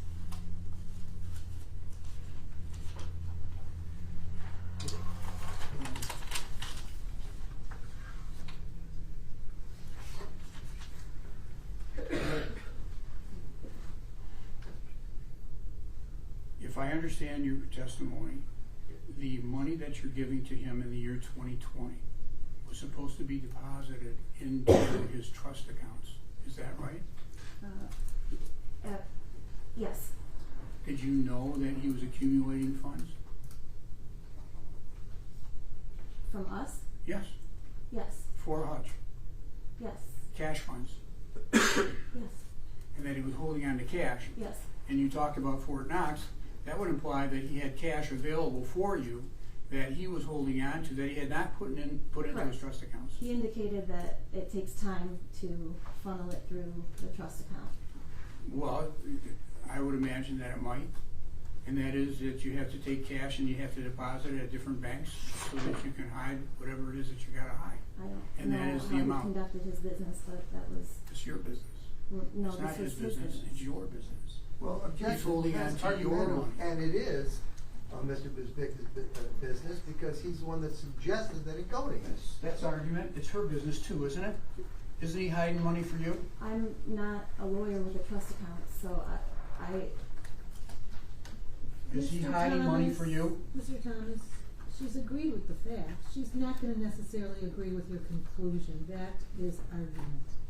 Okay, I understand that is your position, okay. and it's good for you that I understand that.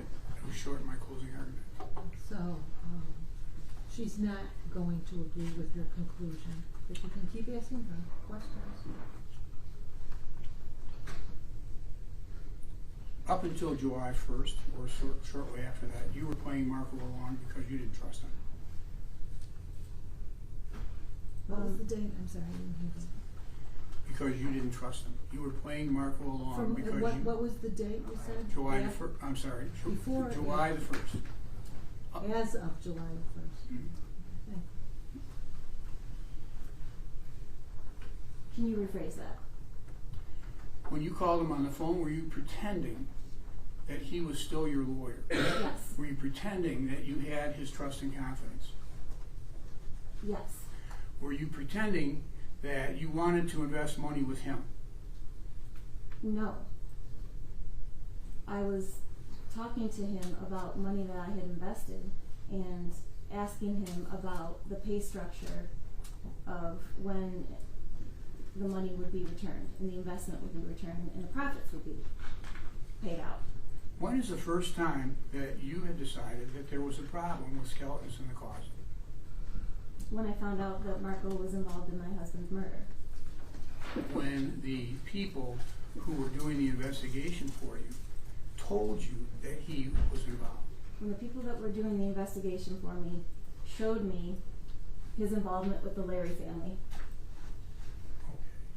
that is when I decided that I could no longer trust Marco as my attorney. So you recognize that Marco's a lawyer, right? Yes. That he represents people that are charged with crime, correct? Or had been charged with crimes. Correct. But because of his association with Larry, that was the only thing that you relied on to determine that Marco was involved in this case? It was the fact that he did not disclose that there was clear conflict of interest, and that it felt obvious that he was hiding his relationship with the Larrys. He flat out denied knowing anyone. He flat out denied, he suggested that the last name Larry was a very common last name, and that was going to be a tough thing an obstacle to overcome. And Can I bring you back to my question? yes, All right. That's not in Judge, the excuse me. That's not in the Forteris report. I think that he was asking her why she had that opinion, that Mr. Bisbicus is involved in the murder, and she was telling him why. Now, But- she didn't, that's what she was saying, and he interrupted her. I asked that her answer be allowed to be completed. Let me start over. Well, no, I asked that the answer be allowed to Were be you completed. Did you finish your answer? I'm finished. Okay, thank you.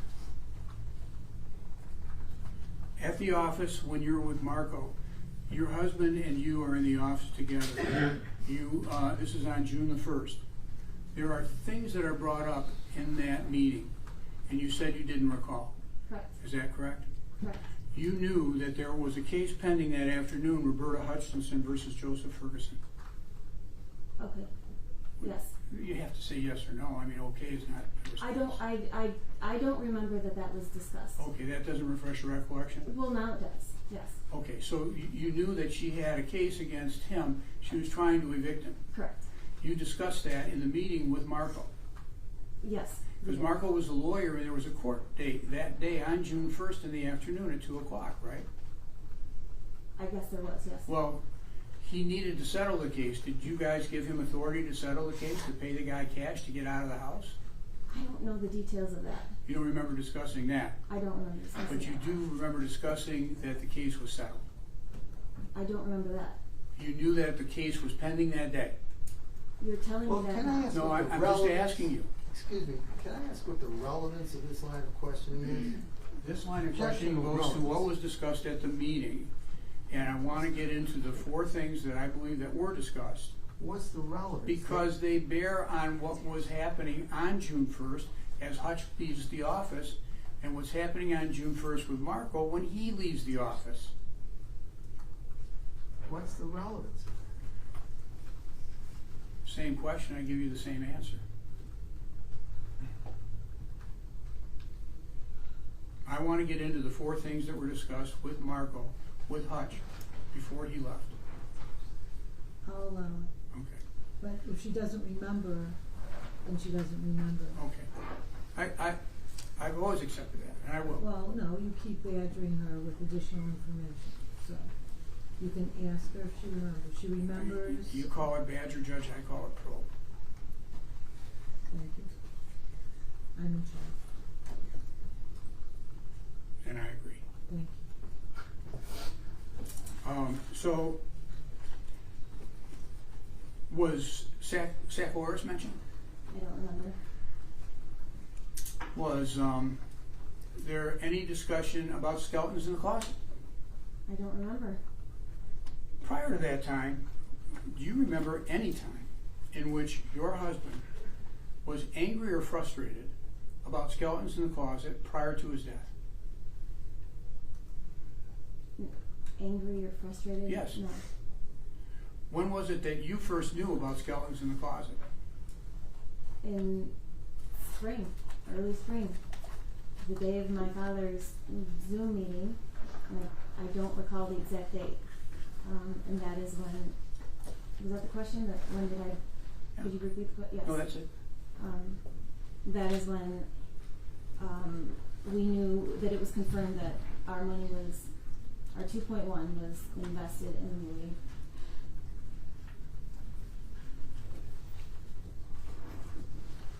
We were talking about your taking a persona after your husband's death when you believed that Marco was involved.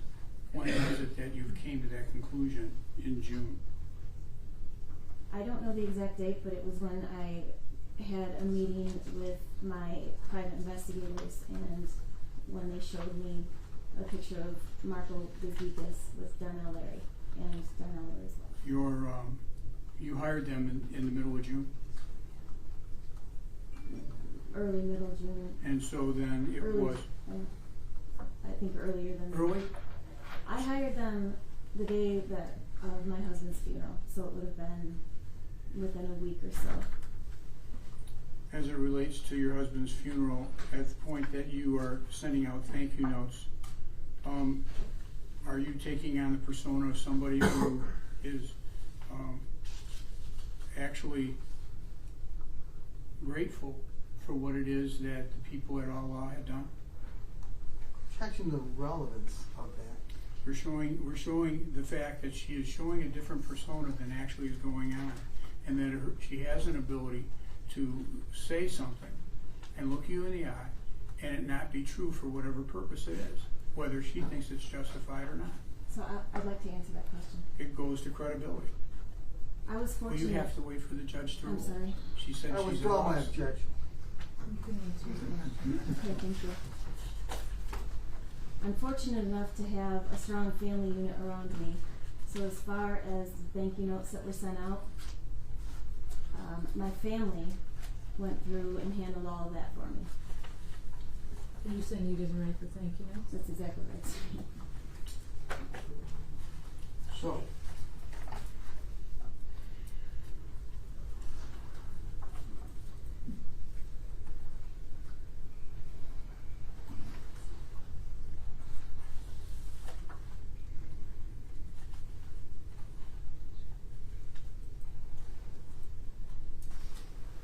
Did Hutch ever, or you ever, with Hutch, pick up money from Marco, cash? Yes. And so, can you tell me what years that occurred? No. So, was it more than one time? Probably yes. And was it over the period of 2020 to 2022? That would make sense, yes. Do you rule out the possibility that your husband had picked up cash by himself? No. Your husband did not tell you about every transaction that he was involved in, did he? Correct. Did you know that he was purchasing a house for his mother? He didn't purchase the house for her, but he. What street address was that? Just give me the street. The Panama City Beach. Yeah. I don't know the street. Okay. So, did you know that that was happening? Yes. Was there any real estate purchases that you did not know about? I don't know what I don't know. And I need you to tell me now, having learned a lot of things and being able to tell us a lot of things that you learned afterwards, you might give us an answer to that, what you learned afterwards. No, I haven't learned anything since that I didn't know before. Ken, can I ask what the relevance of this is to conspiracy and murder? Okay, the relevance is this. Prosecution says that the motive for the homicide, at first they tell us a will. Well, it's not a will. Wait a minute. Then they tell us it's the trust. Object. And now it's a trust. You want an answer or not? Well, I'd like a truthful answer. Okay, Mr. Spencer, he can say it. I'll decide. Okay. Okay. Go ahead. It was a trust, and it is a financial motive. Okay, so now I've got money going to Marco, and I want to explore the money coming from Marco, so that we can show that we can account for what it is that we can account for. Well, she did testify that money was laundered, that But how he did much? transfer. She mentioned at least a house for her father, a mortgage of her mother-in-law. I think she mentioned 3 or 4 things. I'd have to go back in my notes. She mentioned that there was money that came. Now she said, you asked her, was there more? And she says, not that I know of. So perhaps she would like to share that information, but she'll tell you if she knows or she doesn't. So if I want to refresh her recollection, what is the first question that I have to ask her? Do you know? And if she says she does not, then I will ask her if this would refresh her recollection. And then I might be able to get it in that way, and that's what I'm about. Okay, I'll allow it because she is saying that he didn't give money back. So that's fine. Go ahead.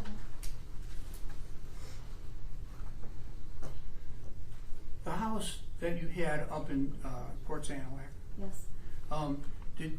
was it already built? Yes. Did you do renovations? Yes. How much money did you spend on renovations? I don't know exactly. Hundreds of thousands of dollars. Probably, yes. Okay. Where'd the money come from? Cash. Some was cash, some was check. How much in cash? I don't know. Do you know? Do you have the checks? I don't know. Okay. So, where'd the money come from? Can you rule out the possibility that Marco gave money to Hutch for the renovations when he paid cash? No. Okay.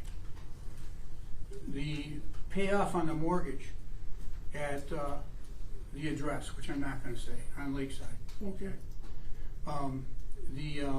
That came from Marco, didn't it? Yes.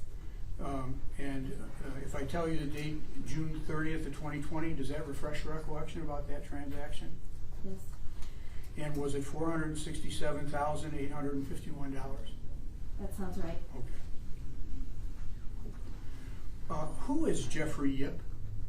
Jeffrey Yip is our Cartier connection. And it is paying the Cartier connection for the franchise so that you guys can market Cartier even though you're a jeweler. Well, that was what was originally proposed from him, but it ended up not happening. It ended up not coming to fruition. We were able to obtain the Cartier account without paying the franchise fee.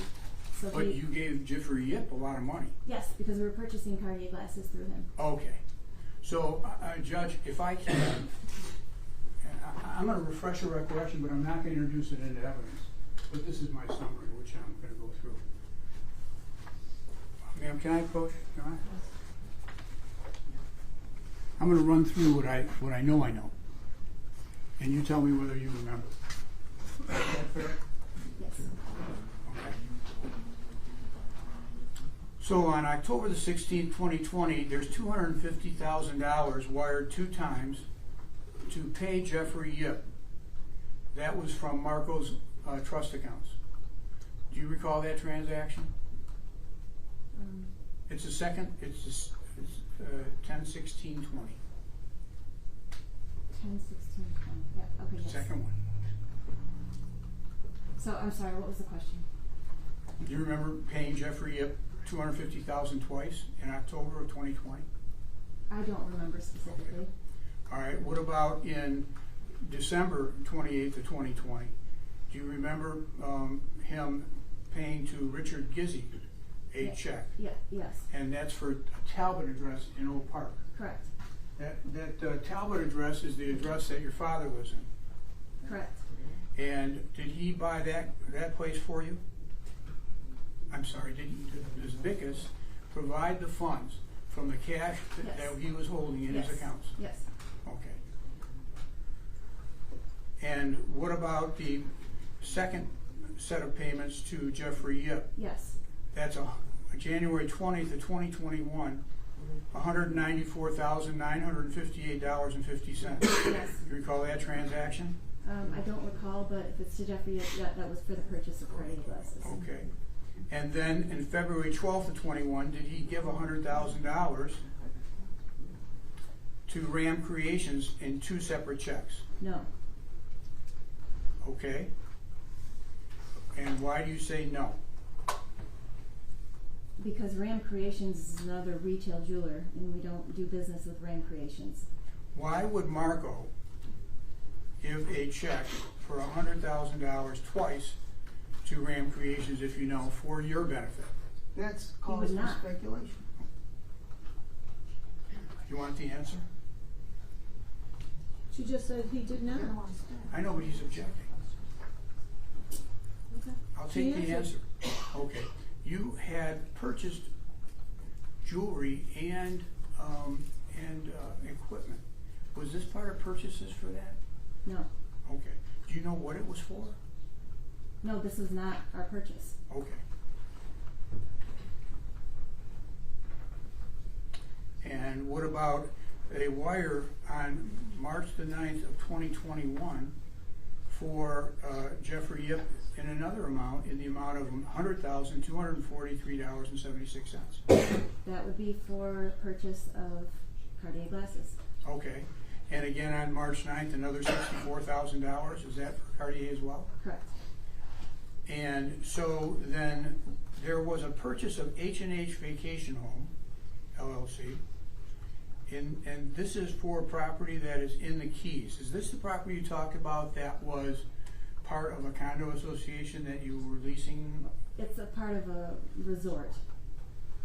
So the $367,463 was for your benefit, for Hutch's or your benefit? Yes. Did you know about this transaction?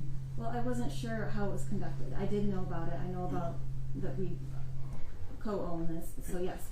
And you don't disagree that Marco paid it out of his trust for your benefit? Well, if this, I mean, I don't know what this, if this is a document that he, I don't know. I was uncertain as to whether we handle that transaction or our partner.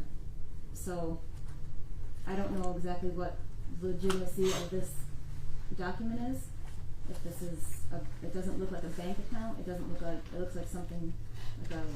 There's of course a bunch of documents attached, aren't there? Yes. May I approach? Yes. All right, take a look at those two.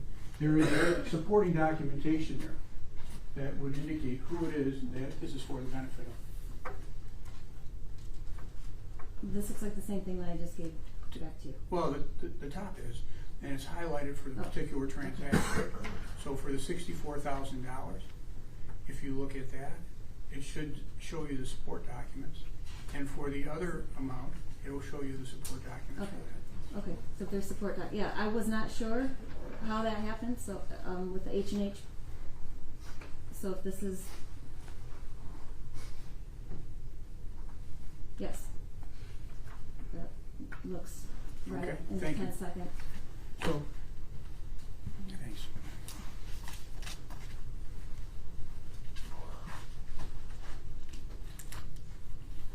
What about, following that, American, She doesn't have a document anymore. I think you took everything away from her.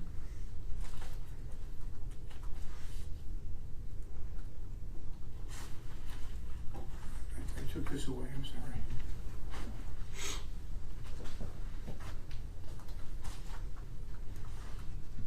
This is hundreds of thousands of dollars. Well, what's the total? I mean, Well, I'll give it to you when I'm done. okay. All right. And so,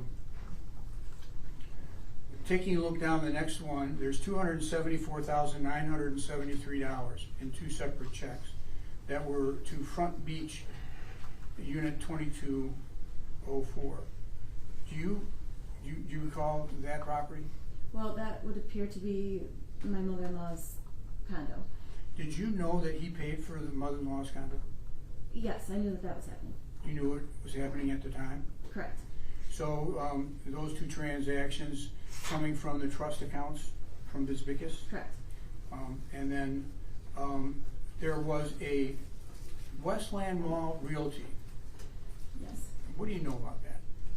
That was the remainder of the lease agreement between the jewelry store that existed at Westland Mall. And that, But they got out of their lease early. was that your mother's? Mother-in-law's? Mother-in-law's? Mother-in-law and sister-in-law. Okay, and how much is that? It looks like $67,000. $67,578? Yes. Okay, and then, that was in June of 2021? Correct. And then what about in October of 21? Was there a payment to First Credit Union? Do you know who that is? That's for the boat. You had a boat and your husband had Marco pay it off? Correct. And so that's in the amount of $115,769.91? Correct.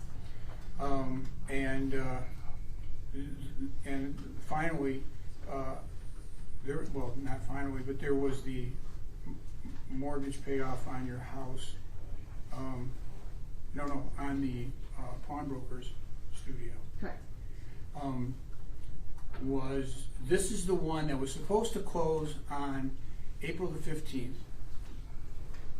and did not until the 19th, but it did close. It did.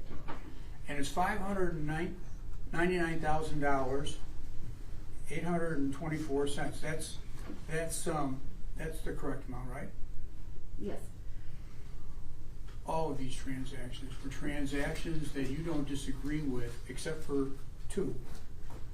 That Bisbicus was involved in providing funds Correct. for these purchases from his trust accounts or other places, cashier's checks,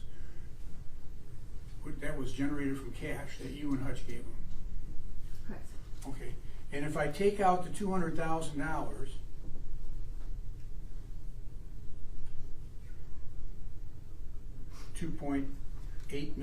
$2.8,044,810, and then well, that's it. If I take those two out, that's $2.8 million in funds that came from Marco, from cash that you had given him.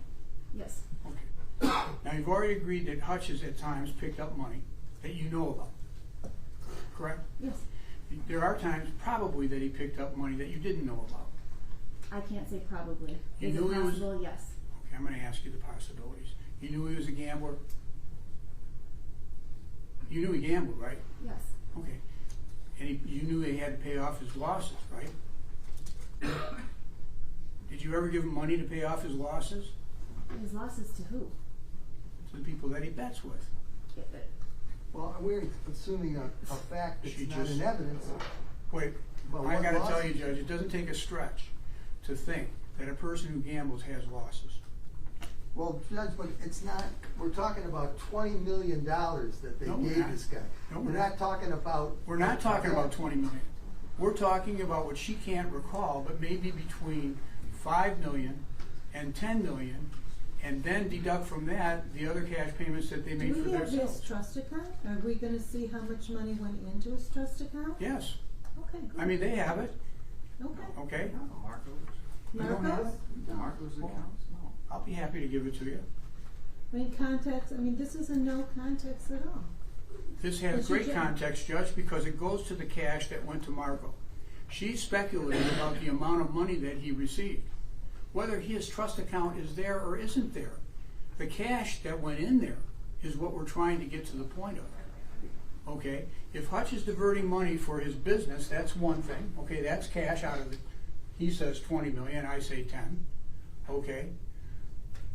If he's got gambling losses, okay, he's not paying for it with a check or a credit card. He didn't have gambling losses. You're sure? Yes. And you're relying on that to come to the conclusion that no money went to pay off gambling debts for Hutch. No. Okay. Now, could it be that you as the wife disapprove of gambling? I don't disapprove of gambling. Okay, but it is certainly that you don't know that he was a gambler. My husband gambled, but that doesn't. He was a jeweler. He was not a gambler. He was a father. He was a husband. He gambled, but he was not a gambler.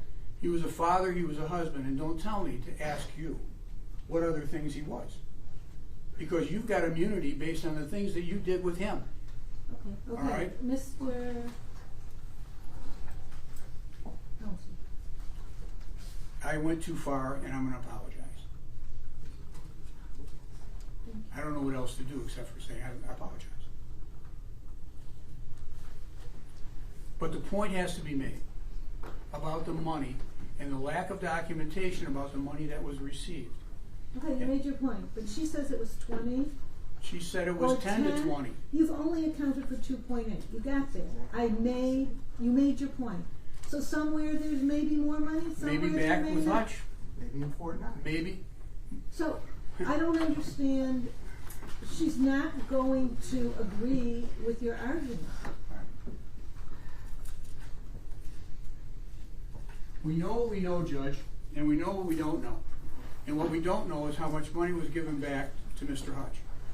We know what she had said. Okay, And but that is that she was there. She can't prove something she doesn't know. So badgering her is not going to change what she knows and what she doesn't know. She does not believe her husband was a gambler. If you have something to show her, perhaps it will hurt her feelings or give us some information that we know. We can now know, but just asking her if it's a possibility is not appropriate, Mr. Thomas. Well, thank you, Judge. I won't go into that any further.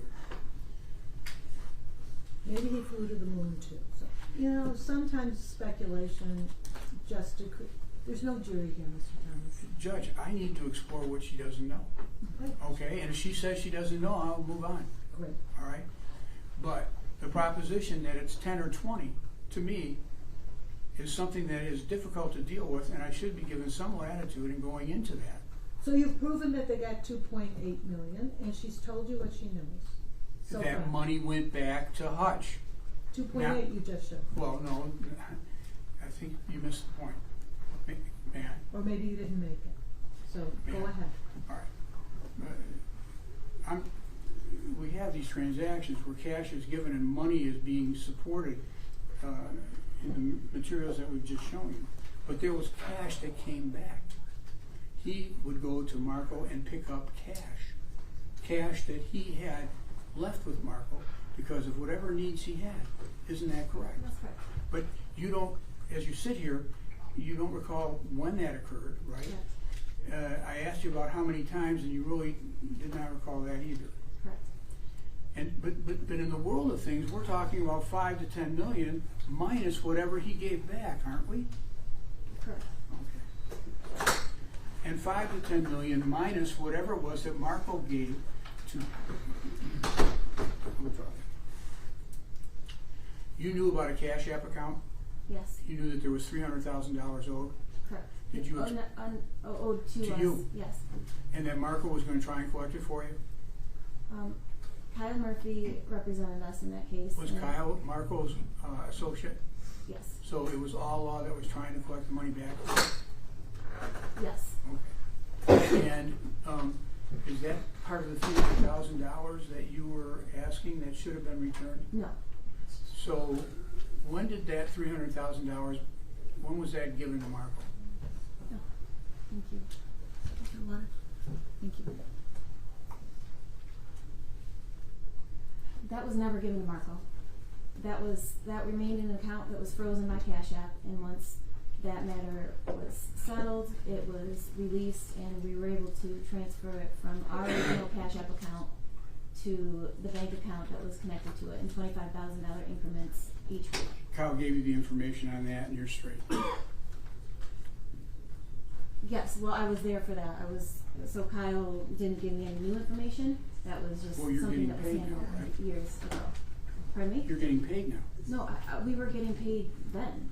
As soon as it was released years ago, we started transferring the $25,000 each week that we could. So that's a matter that was handled and closed years ago.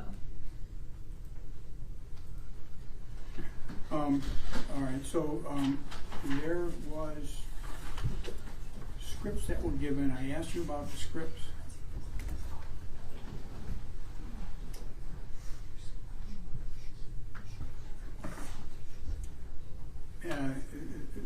To verify the amounts. And then you said that there is a script, but then you referred to the limited partnership agreement that was proposed on July the 1st. Yes? As we sit here today, are there any written documents, whether scratched on a paper or anything, to verify the transactions between Marco and Hutch? Well, these seem like written documents or documentation. You said that when Marco would leave, or Hutch would leave, that there was a piece of paper. I said that there was a number that would get written on a piece of scratch paper that was never meant to be documented, or it was just an acknowledgement between two men. What happened with the acknowledgement between two men? Was They- that preserved in any way? In their brains. In their brains. So was there a running account? Yes. And so, before Hutch passed away, was there anything in writing to verify that running account? Well, there was nothing in writing, but there was the acknowledgement of Marco acknowledged in text messages to me after the fact. But nothing in writing? Correct. Okay.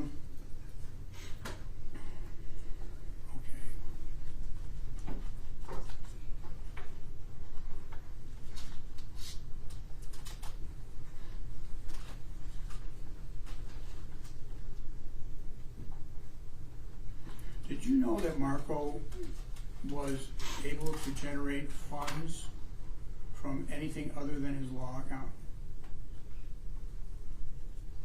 He talked about owning real estate. Yes. Anything else? Judge, listen, I'm Jay.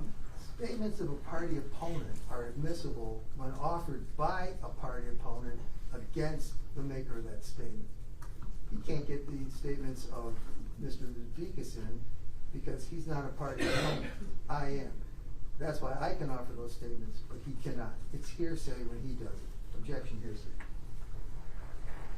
Well, as we sit here today, we see photographs, Judge, of large amounts of cash on a table that are implied to be money that Hutch gave Marco.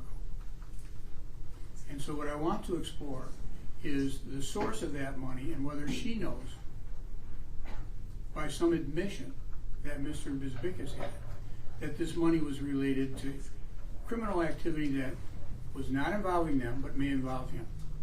And so I suggest that it would have been an admission against pecuniary interest and criminal interest. Any statement of a party opponent is only admissible when it's offered by a party opponent, which is me, against the person that made the statement. which is Mr. Bisbickus. It cannot be offered like in lieu of testimony, for example.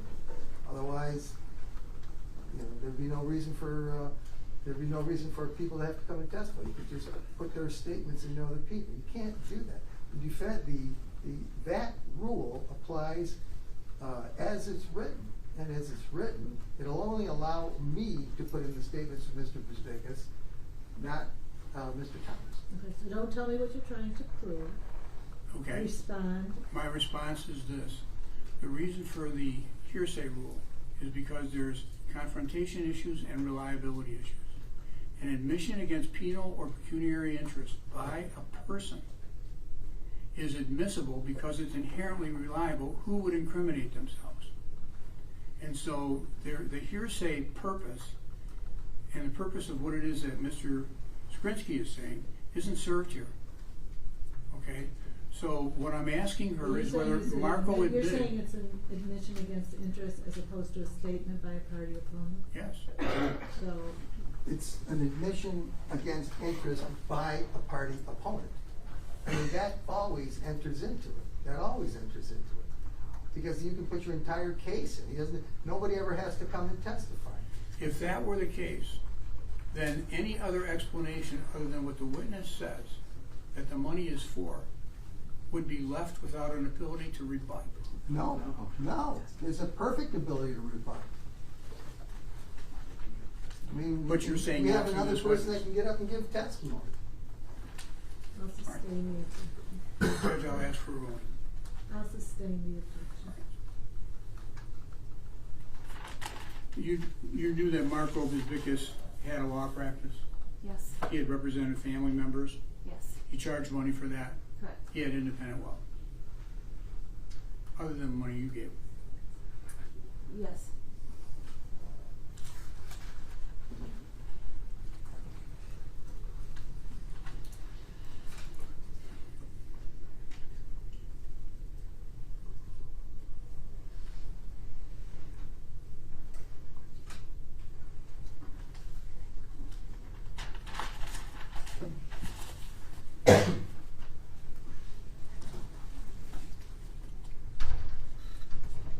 So, you talked about the movie and the limited partnership agreement. I asked you to take a look at exhibit number 81, and I asked you to show me where skeletons in a closet was mentioned in this document. Do you want more time to look at it, or will you agree with me that skeletons in the closet? Well, Judge, this was asked and answered. There's a prefatory to the next question. Skeletons in the closet was not mentioned. Do you agree?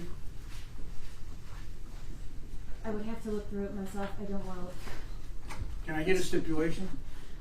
Yes, I'll All right, I have a stipulation that skeletons is not mentioned.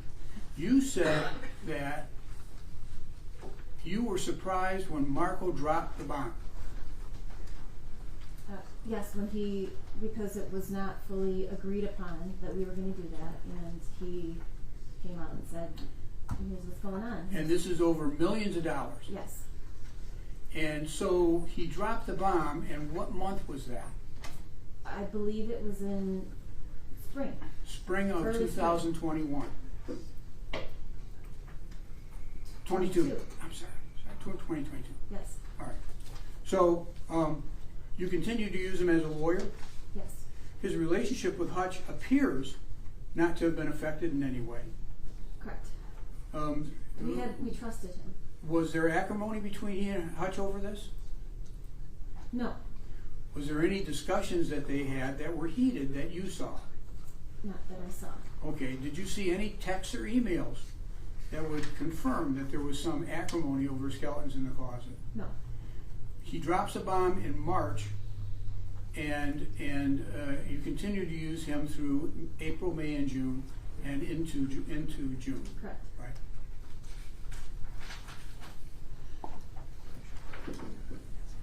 You never met the people at El Bravo. No. You never went out to Vegas to meet with the actors.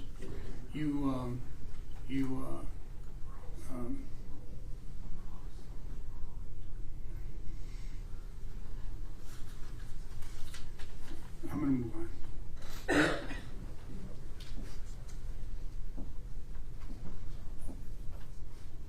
Okay. So I want to talk about the trust. Okay. The will itself does not provide for Marco as a beneficiary. Would you agree? I don't know, I would need to see Did it. you ever tell anybody that Marco had written himself in the will? I don't know. You don't know. I don't know. Did you ever say to anybody on this earth ever that Marco wrote himself into the will? It's possible. Okay. Did you see the media reports? Some of them? Did they come from you? No. Did they come from somebody directed by you? No. The media reports were that Marco had written himself into the will. Well, objection to the relevance of this. I mean, the media reports, you know, everything, the Tigers, and, you know, what is the relevance of this? What does this have to do with a conspiracy to commit murder and a murder? Your Honor, as this investigation has been continuing, and we've heard that from police officers in this case, there have been various theories that have been fostered, both in chambers and out of chambers. The first theory was that Marco had written himself into the will. Well, he had not. The second theory was that Marco had a financial motive. And we're trying to address the issue of a financial motive, and that it wasn't the will. And now the third theory is that because he now has written his name as a third alternative trustee in the trust estate, that he must have had some interest that was unusual and that was Mr. Thomas, motivated to I don't think kill. you want me to respond to that last argument. You're asking me for my reasons for the relevance. Okay. If you say it isn't, then I'll move on. If you say it is, I'd like to explore it.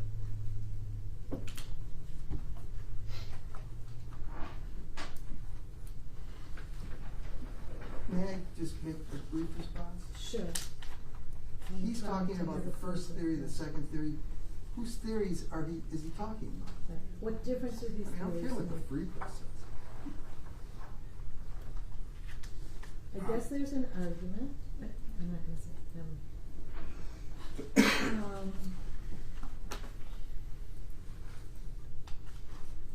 These are defenses, I assume, that you will use at trial.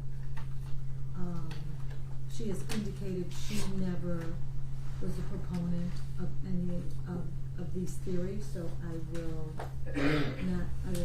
sustain the objection and ask you to move on. Thank you.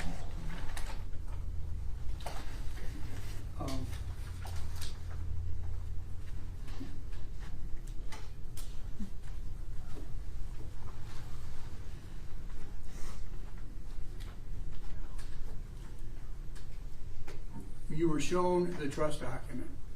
You remember looking at it? Yes. You remember that there was a line for Marco to sign on the trust document? Yes. That line was excised, and then another signature for Mr. Raptopoulos was there? Correct. Okay. Were you there when that was done? Yes. Was there a discussion about the reason for that? Yes, I don't remember exactly, but it's just that Marco's involvement took him out from being a witness. Right. And so because he was potentially going to be a trustee in a case, that he would Well, be, that's not that what he would not I be was able. Finish, let him finish. I'm sorry. I'm just trying to get the question out. Maybe I'll do it better. Was it because of the potential that as a trustee of the estate, that he could not be a witness and that it might in some way affect the validity of the trust? You're asking me, was it because of the potential, or was it Yeah, why was it, discussed? was it X'd out because of that? The potential? Yeah, potential that if he does have to serve, that he can't serve if he's a witness. I don't recall. Okay. And you were there with Kyle, right? And Marco, when this was signed? Angela? No, Kyle. Kyle was not. Kyle, Kyle no. was not present. Kyle Murphy is his associate. He wasn't there. I don't remember Kyle being there, but he's not on the document.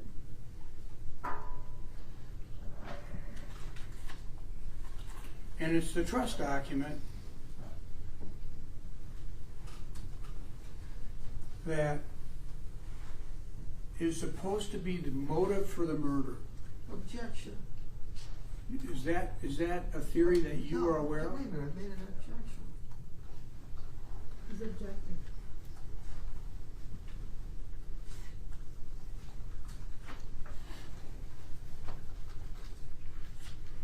On April the 5th, Well, he's asking a 15. different question, so I I guess am- he's I am. agreeing with you, Mr. Swinsky. I am Judge. The will and trust were executed on what day? I believe April 14th. On April the 14th, then, the four items that you outlined for the trust were reviewed by you in your direct testimony, you remember? Yes. Was one of the properties that was supposed to have been pled into the trust the pawnbroker studio? I don't know. Well, Was that? can I see was the that? exhibit? Yeah. Yes. Was it?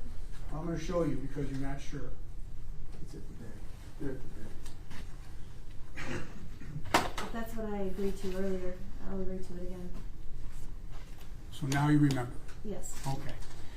This is on April the 14th. And the closing was supposed to take place on April the 15th. Correct. And that document was supposed to signify placing the property into the trust. Yes.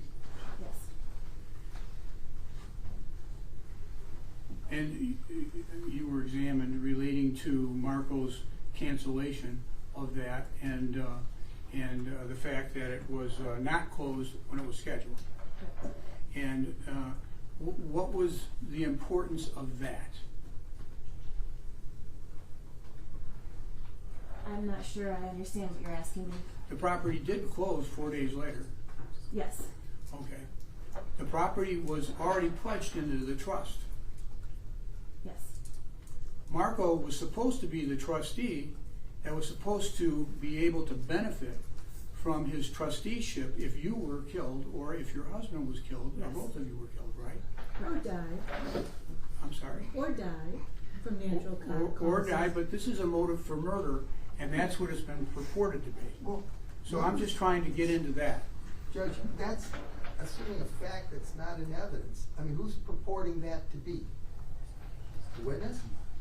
What motivation would Marco have not to close and not to put property into a trust if he intended to kill Objection. That calls and benefit from that particular property? Objection. That calls for speculation. You can ask her if she knows why. If you know. Does that make sense to you? Do you want a theory? I asked you a theory. I Okay. want you to Judge, respond. How does that make Whether it sense? makes sense to her is irrelevant. This court is Sustained. the trier of fact. Sustained.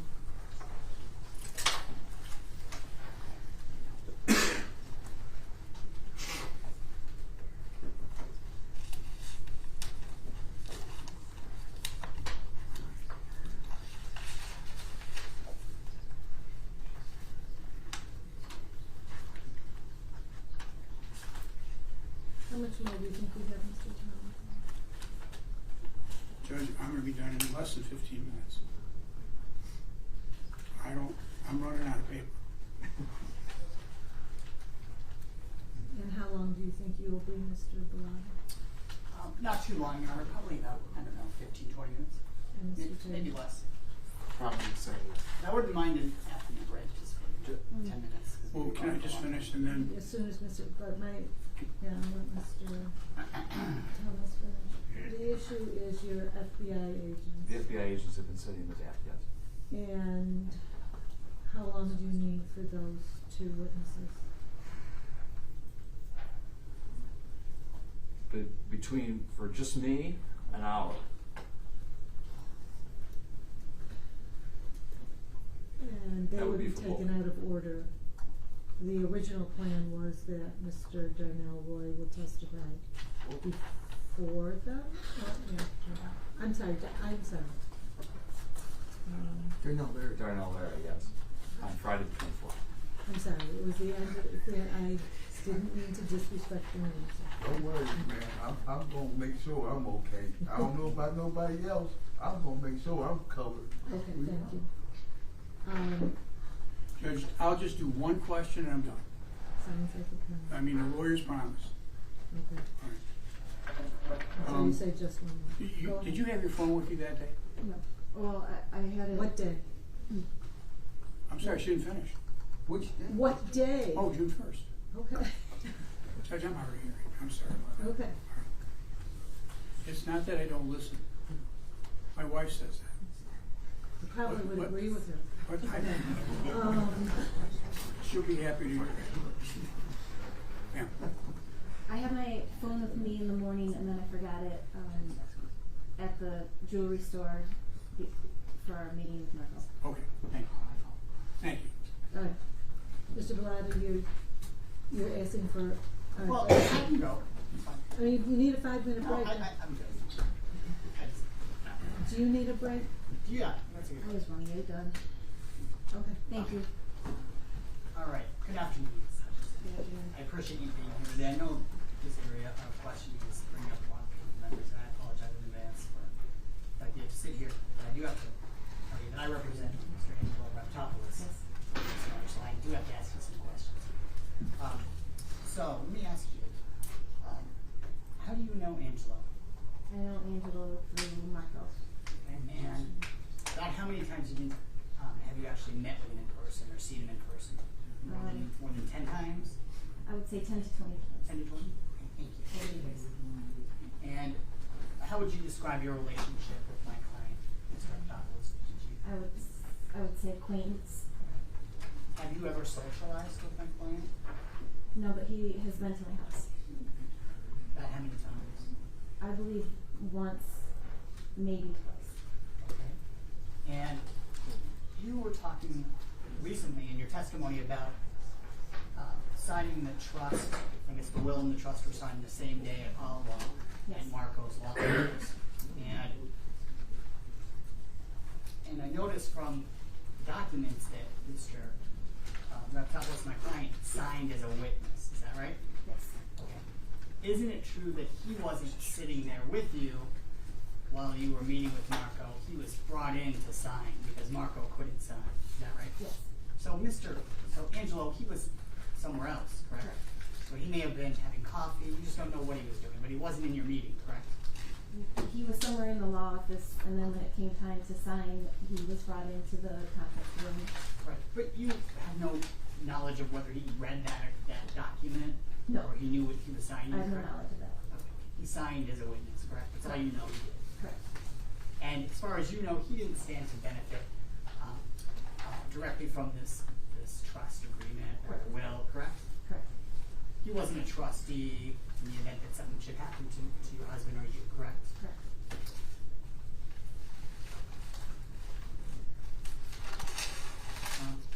Back to Alex Sakalaris. A few questions about him. It sounds like you and your husband were sounds like you're pretty close to him. At times. Yes, at times. Yes, and I say that because from your testimony it sounds like it wasn't easy being friends with him. Fair to say? Fair.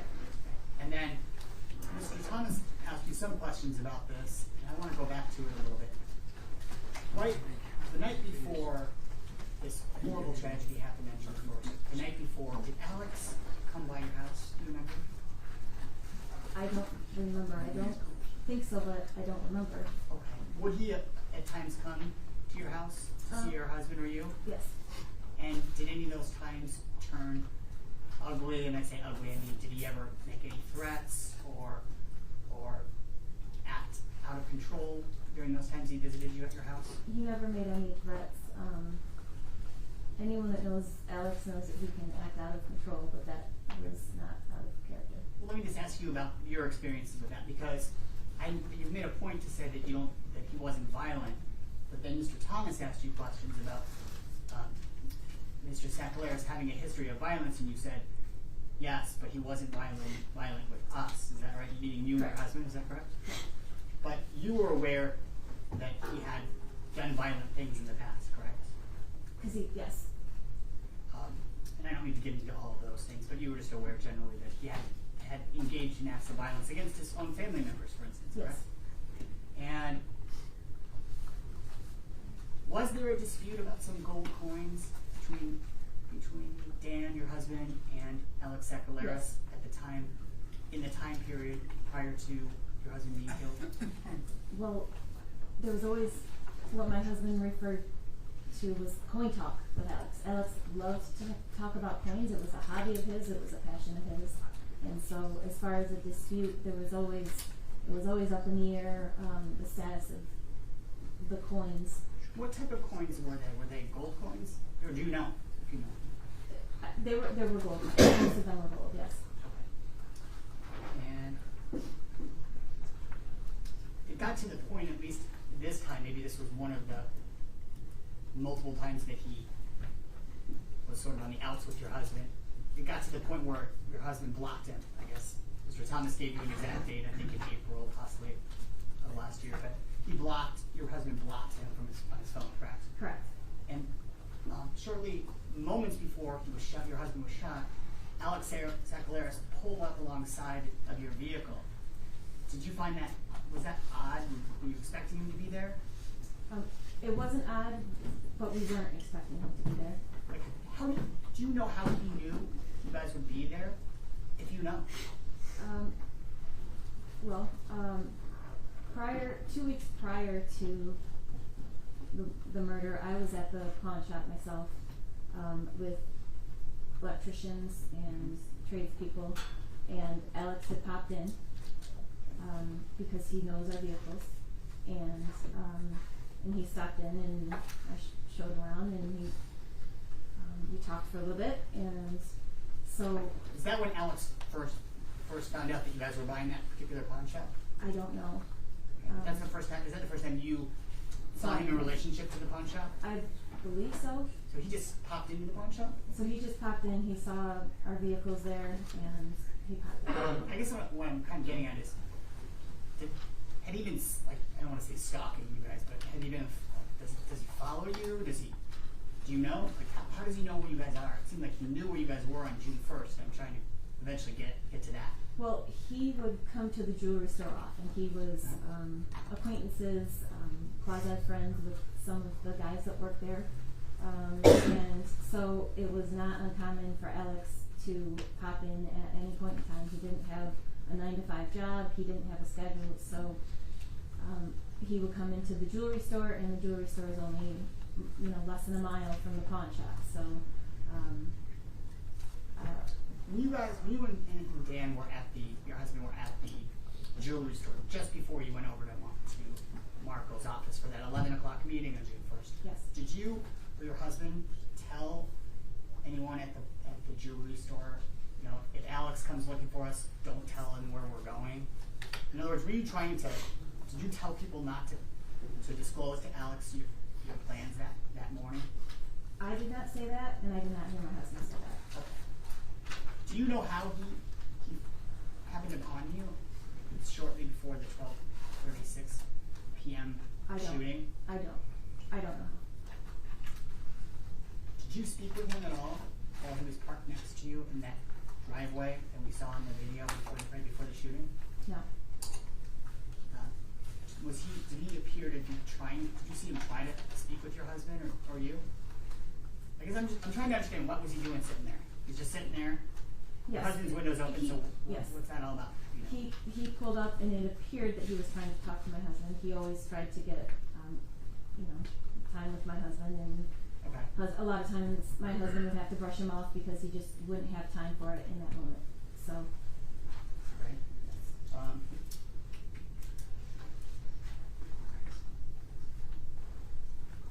And as far as the man in the van, had you ever seen that fellow before, Mr. Clarence Lewis? I think his last name is Lewis. You mentioned him as Clarence. I've never seen him before. And when he was talking to you about being a prior, I think you said he was a prior customer of Pay Benny, is that right? Yes. And was there anything suspicious that you thought, or did you believe that he was a prior customer? Was there anything that caused you to think maybe he was part of some kind of setup? It felt like he was, Just because of the timing, you know why I'm asking. yes, yes, the timing, of course, looking back, I thought, that he could have been part of the setup. It felt like he was stalling, it felt like he was repeating himself. That's kind of what I was getting at. Like, can you describe this conversation to you? And what do you mean by stalling? It just felt like he talked to us about buying, I believe, an anniversary gift for his wife. But what he said could have been said in 30 seconds, but a couple minutes later, he's still out there saying the same thing. Because when you watch the video, you've seen it before. Mhm. I know it's Yes. probably extremely, I'm sure it's extremely difficult, but you see that he's just there. It seems like forever. He's standing there talking to you, but you didn't know him, but he was just sort of repeating himself about anniversary presents. and Yes. such. And the DJ equipment. And that thing about 16, I think you said you were talking about, talking with him about the fact that you had a daughter also. I think you said he had a daughter, maybe? He said they have 2 kids, yes. Okay, and you were talking about how Marley was 16 years old. Correct. Did you hear, when you listened to that audio, did you hear someone say or yell? It almost sounds like yelling, but Yeah. to me, but you're the witness. Did it sound like someone was yelled 16 shortly before Yes. the bike came around the corner and the shooting happened? Yes. Do you know who said that? I believe when he heard that we have a 16-year-old daughter, like, wow, 16. I think Okay. that's what that was in response to. And I noticed in your private investigators, and you've read that report closely, haven't you? Yes. Your investigators pointed out that man. Objection, that's hearsay. No, it's not. That's I was hearsay. gonna ask her No, her opinion. That's hearsay. What he's about to do is, he's getting something out of a report. Those people are not here, that's hearsay. Mr. Skinsky knows that hearsay is an out-of-court statement offered for the truth. I'm not asking about for any information that's offered for the truth of anything. I'm going to ask her about something that's mentioned in the report and ask her what she observed. That's what I'm That's asking. hearsay. It's hearsay. Well, I guess you can ask Well, if she you- observed something. With all due respect, Your Honor, Mr. Skrinsky went, and Mr. Thomas also, they went through this report. I should be able to ask questions about the report. I'm not asking for any. No, Judge, that's, All right, let me just ask the question, and we can have an actual argument about the rules of evidence. I'd be happy to do that with Mr. Skrinsky. wait, Ask the question. Yes, so the question is, in the report, it talks about that man in the van.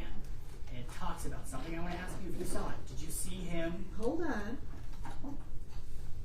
Why don't you just ask her if she saw what Yeah, you did you wanted? see him, the man put his hands up behind his head when he was talking to you? Did he do anything like that? Any kind of signaling? objection, wait a minute, that's a completely different question. He said, did he put his hands over his head, was he signaling? Those are 2 questions, and the second one calls for speculation. I'll rephrase it. Did the van guy, Mr. Clarence, did he ever put his arms up in such a way that you thought he might be trying to signal somebody? No. Did you see him put his hands on his head? I saw him gesture and throw himself back when he said 16, and he emphasized 16. Okay. Did you ever see him look? Do you know where the Taco Bell is? Yes. Around the corner. Did you ever see him look in that direction? I did not observe that.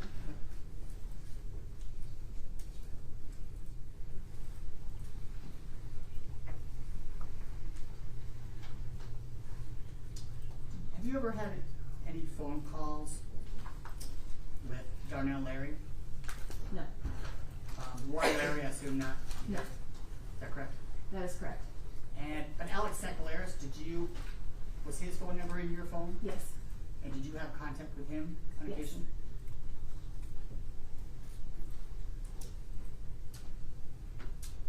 To your knowledge, was your husband ever a witness in a federal investigation of Marco Vizquez? To my knowledge, no. To your knowledge, or were you ever a witness in any kind of federal investigation of Marco Vizquez? No.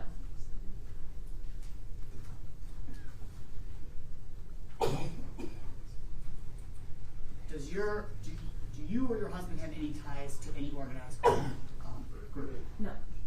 And do you have any personal knowledge that Marco Vizquez had any ties to any organized crime group? No, personally, Did no. Mr. Bezbikas ever represent that he had mafia ties? I don't know. Not that I recall, no. You don't remember him talking about that at all? No. Now, you went to talk to the U.S. Attorney's Office, didn't you, in downtown Detroit, to talk with a federal prosecutor named Brant Cook? Is that right? No. No. I never went downtown Detroit. Okay. Did you meet in your lawyer's office or wherever you met? Were you interviewed by an assistant United States attorney named Brant Cook? I don't recall his name, but if that, I think there was. Does he have light hair, like kind of black hair?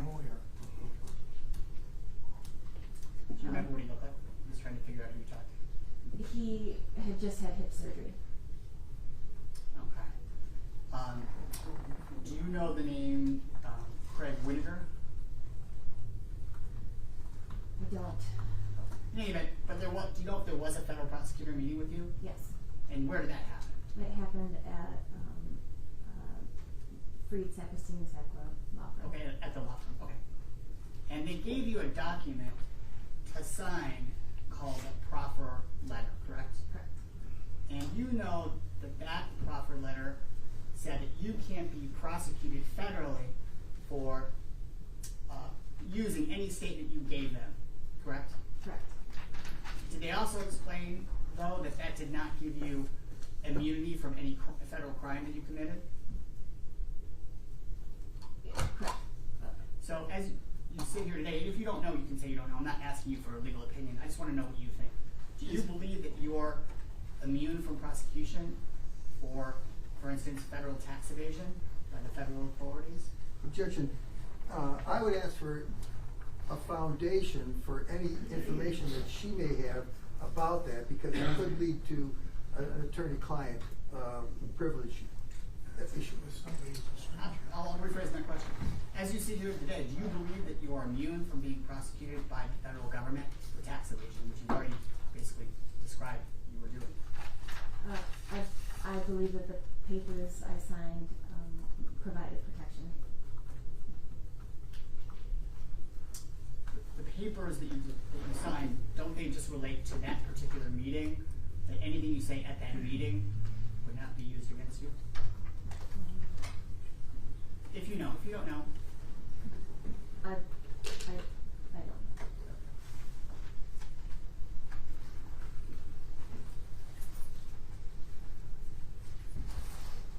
And do you know why the federal government wanted to even meet with you? What they were investigating by having you give a statement to them? They wanted to know what I knew about Mark Bezbikas and his goings on at the law firm. Okay, so is it fair to say then your proper statement or your statement to your law, attorney's office with the federal prosecutor and an FBI agent, correct, was there? Yes. And that had to do with this case in Marco, correct? Correct. All right, so it didn't have anything to do with any investigation of you or your husband, correct? Correct.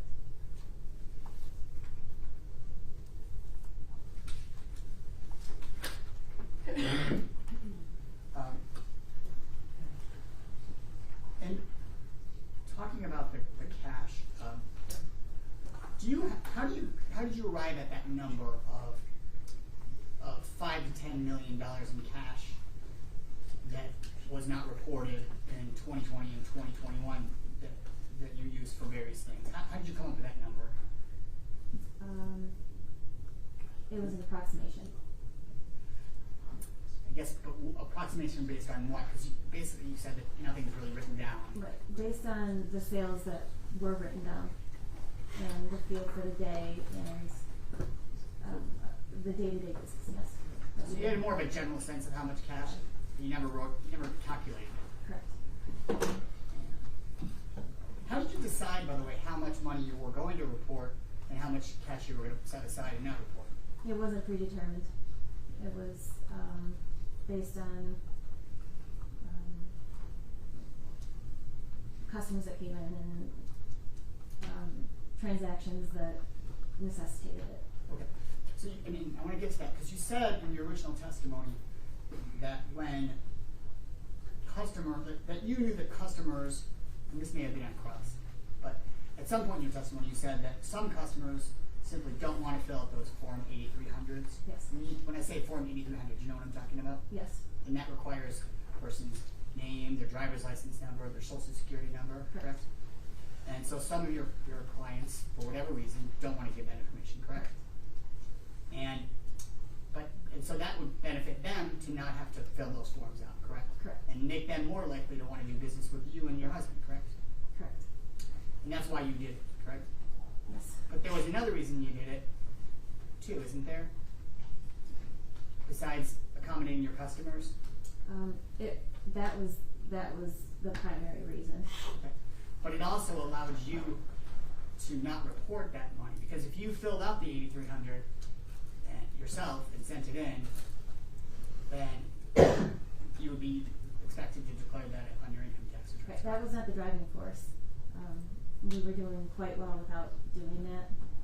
It was because customers in that form.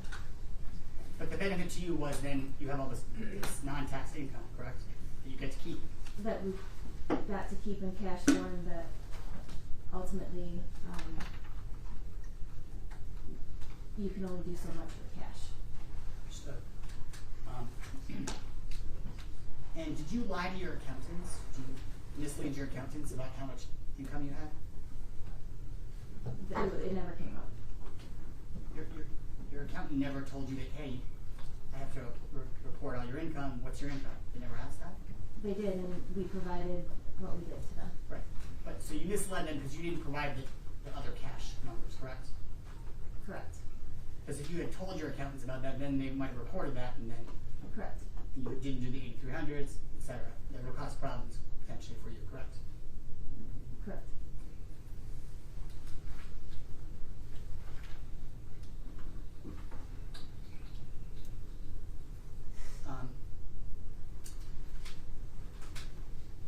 You said that you trusted Marco up until the point where the private investigators informed you that there was a relationship between Marco and the Larry family, specifically Darnell Larry, correct? Correct. Did Marco ever threaten your husband or you? No, not. He never threatened me, and I never witnessed him threaten my husband. And so, and you would agree with me that simply because Marco Vazvikas didn't reveal the fact that he was friends with Darnell Larry, that doesn't mean that he is a murderer, does it, in your mind? He denied knowing anything about the Larrys, and to me it made him very suspicious that he was hiding something. So that was enough for him not to trust you, correct? Or not for you not to trust him, correct? Correct. But that wasn't necessarily enough to convince you that he's a killer, correct? It was everything else that came into play. And that everything else that came into play, wouldn't a big part of that be what Darnell Larry said to the police? A big part of that for me was the money that he had access to of ours, and also the fact that he gained to benefit from my husband and I both dying as the trustee of. You're talking about the trust? Yes.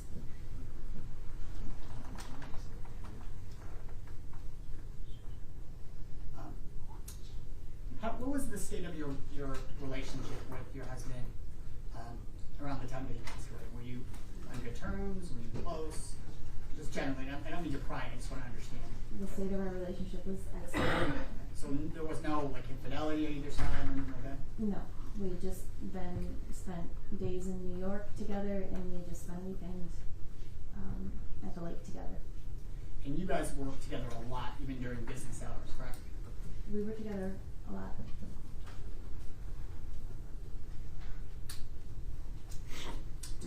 Was there any life insurance policies taken out on your husband's life? Yes. And have those been paid? Yes. And how much in total? There was one policy that was written up shortly after our daughter was born, in the amount of $250,000. And that's it? That's it.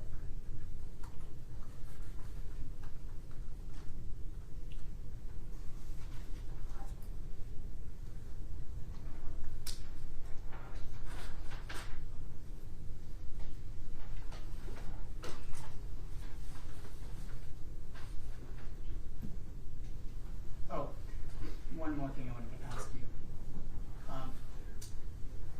You said that Marco, I'm talking about the morning of June 1st.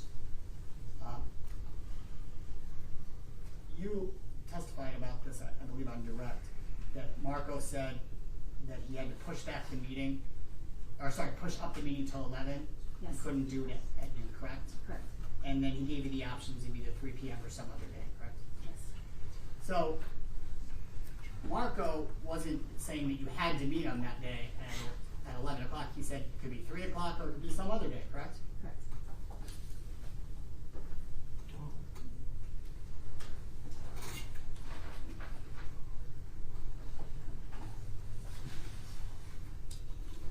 Did you file amended tax returns for the tax years 2020 and 2021? I don't believe so. So you still owe federal taxes and all that unreported income, the $10 to $20 million. Oh, Objection to relevance. Goes to her credibility. She's In what way? admitting to committing federal crimes. I'll, do you know? no, we've not amended tax returns. That just means, maybe you don't know the terminology, that just means you corrected your tax returns before when you weren't reporting all that money for 2020, 2021. Right. I'm asking you, did you go back and change that to reflect that, all that money? No. You did not do that. Is that something you plan on doing? Yes.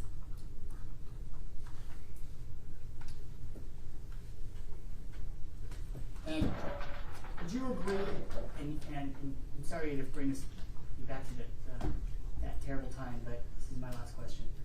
You would agree that at the time the shooting started, the car started moving away from the shooter, correct? You saw that Yes. in the video. And in fact, and is that because, do you know, could you tell whether your husband had hit the gas to get away? Could you tell? Or was it all just a blur, you can't remember anything? I think it was the position of the car and the incline, and I think his foot came off the pedal. Okay, but you said it came off the gas. Did you mean to take off the brake? Maybe I did mean that. Yeah. Did you mean to take his foot off the brake to see if it I believe so, because it had to have been in drive if it was, and we were at the approach of the driveway, so we were getting ready to pull out, so I believe that the car was in drive, his foot was on the brake, and then it came off, and so it drifted and it stopped. It moved away from the shooter, correct? As he was still shooting, correct? Yes. At least that's what the video shows you saw, correct? Yes. And that's consistent with what you remember, correct? Yes. Thank you. I have no further questions. Thank you. Mr. Taylor? I promise to be brief. You have to go. Nobody else? No. I can still sit here. Ms. Hutchinson, both of these attorneys have covered a lot of the things that we're going to ask, but I want to just cover a couple things that you testified to. You indicated that in mid-April, your husband had blocked Mr. Sacalaris from his phone. Am I correct? It was, I found out after the fact, yes. He was blocked, but Mr. Sacalaris still had access to you. Yes. And so from mid-April up until June 1st, you would have conversations with Mr. Sacalaris.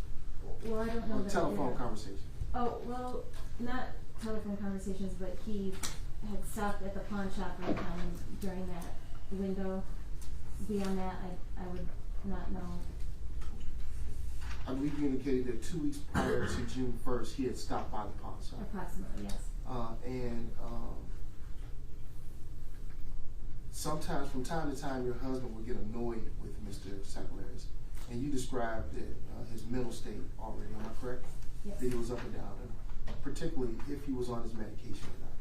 That dictated a lot of what his behavior would be like. Yes. And despite the up and down relationship that he had with your husband could tolerate him when he was on his medication. Correct. But there had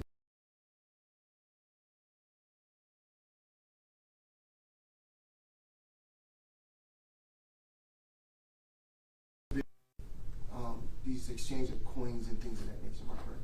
Right. Yes. Okay.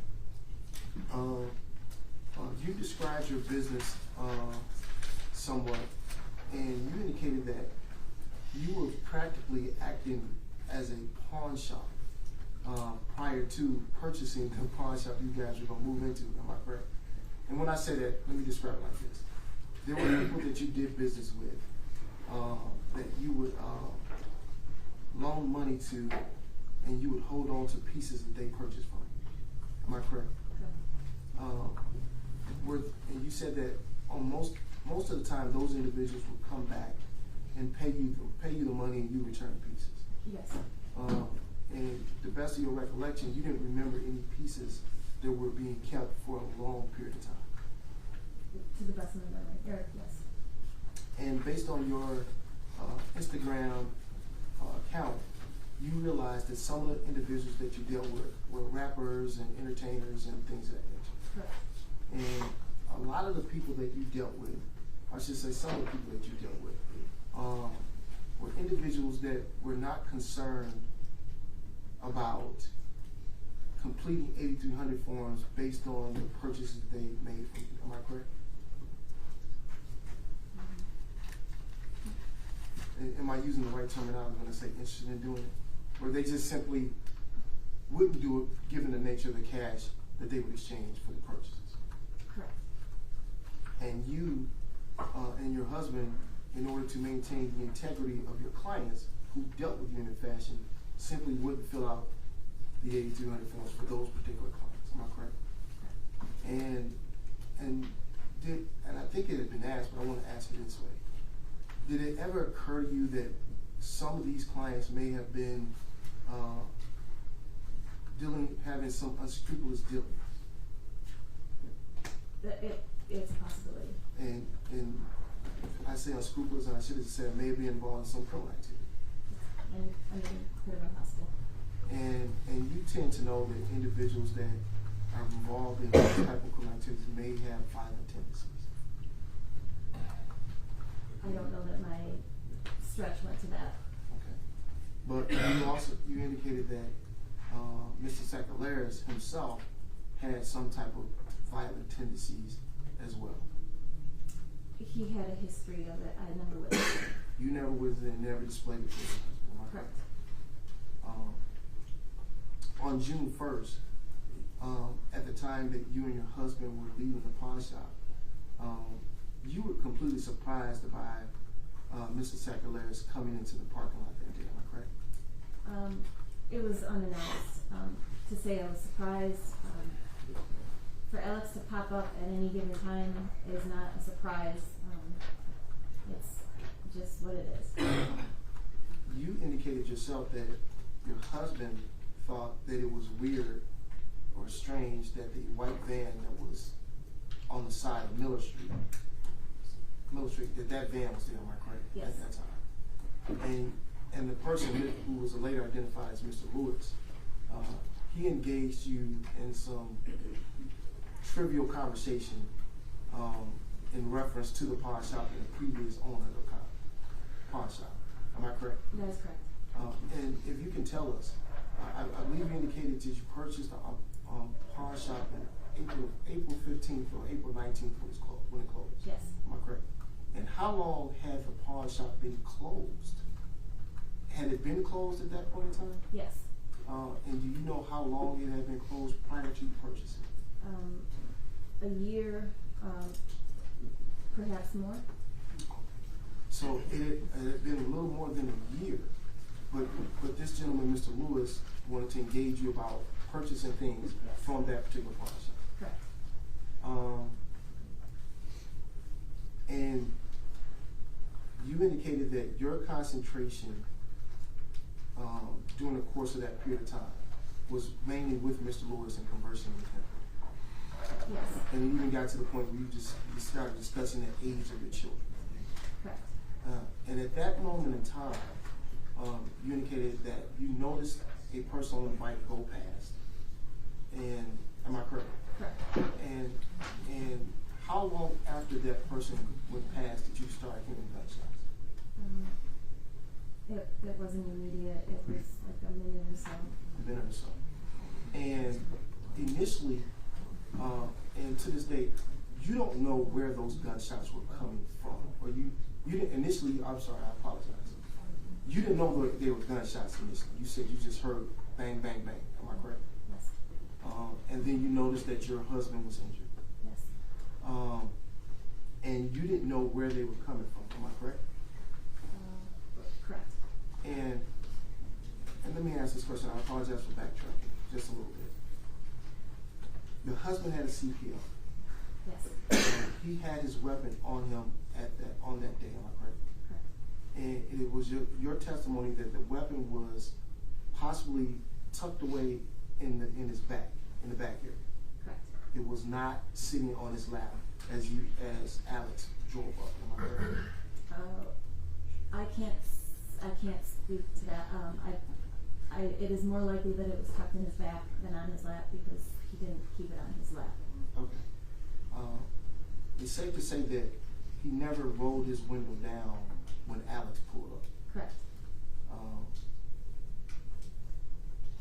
And then as the vehicle lurched forward, you attempted to render aid to your husband. Yes. After the police arrived, how long were you outside of your vehicle until the ambulance arrived? I didn't get out of my, I don't know about the ambulance. I didn't get out of the vehicle until the first responders arrived. I don't know when the ambulance arrived. And you don't know where, at some point, the ambulance or medical personnel took your husband away from that area, am I correct? Correct. You did not go with them? No, I did not. Okay. You were still there talking to officers, trying to get a sense of what took place? Yes. And at some point, the officers wanted to get into the pawn shop to see if the cameras were operating, see if it captured the sequence of events that had just taken place. Correct. I believe you indicated at some point you initially called 911. Am I correct? Yes. And you called Marco's office at some point. Yes. And did I hear you correctly, or when you indicated that Alex was at Marco's office when you called? No. Okay, he was not there. He was, I indicated in the call that Alex was at the scene when it happened. Okay, I apologize. Like I said, that's why I asked the question. Yes. I thought I heard something different. And it's safe to say that prior to June 1st, you had never heard the name of Darnell Larry. Am I correct? Correct. And you had never heard the name of Roy Larry. Correct. And you had never seen these two individuals at all prior to June 1st. Am I No. correct? Correct. Thank you. No further questions. As a result of Mr. Bellata's question, can I explore one area, please? Can I ask one more question before you go down? And then I'm done, I promise. Go ahead, go, Mr. Since I didn't Bellata. ask for many, some people. It's not a contest, go ahead, Mr. Bellata. We heard testimony from other officers that there was $69,000 cash. Yes. Can you stop talking? I'm sorry. I can't hear the witness and I can't even hear myself. 69,000 cash in the car at the time of the shooting. Yes. 10,000 was on Dan, your husband, correct? Correct. And then 59,000 was somewhere else? Yes. Where was that? What was that in? It was in backpack. Okay. Was it common around this time for you and your husband to carry large sums of cash? Yes, so we were coming off of Memorial Day weekend and then our days in New York. So we hadn't been to work in, almost a week's time. I guess just generally, would it be uncommon for your husband to carry maybe $10,000 in cash at any given time? No, that wasn't uncommon. Okay. And do you know whether Marco would have been aware of that? That he would carry cash? Marco would know that he had cash on him. That's all. But not. So, you mentioned that you went to New York, Yes. and there was a question asked by Mr. Bellata regarding New York. Did you ever go to New York with your husband in order to transfer money to the jewelers there? Yes. Was Marco involved? Yes. Did Marco bring cash that you had given him that had been accumulated to come to go to the jewelers? Do you know the amounts of those transactions? $1 million to $2 million. Can I suggest $3.5 million on one occasion? You can suggest whatever you'd like. And does that ring a bell? Not particularly. So it wasn't $3.5 million. How big was the bag? I don't know. Were you there when the transfer took place? Yes. So you must know. You must have seen it. There was a suitcase, but I don't recall. How big was the suitcase? I don't remember.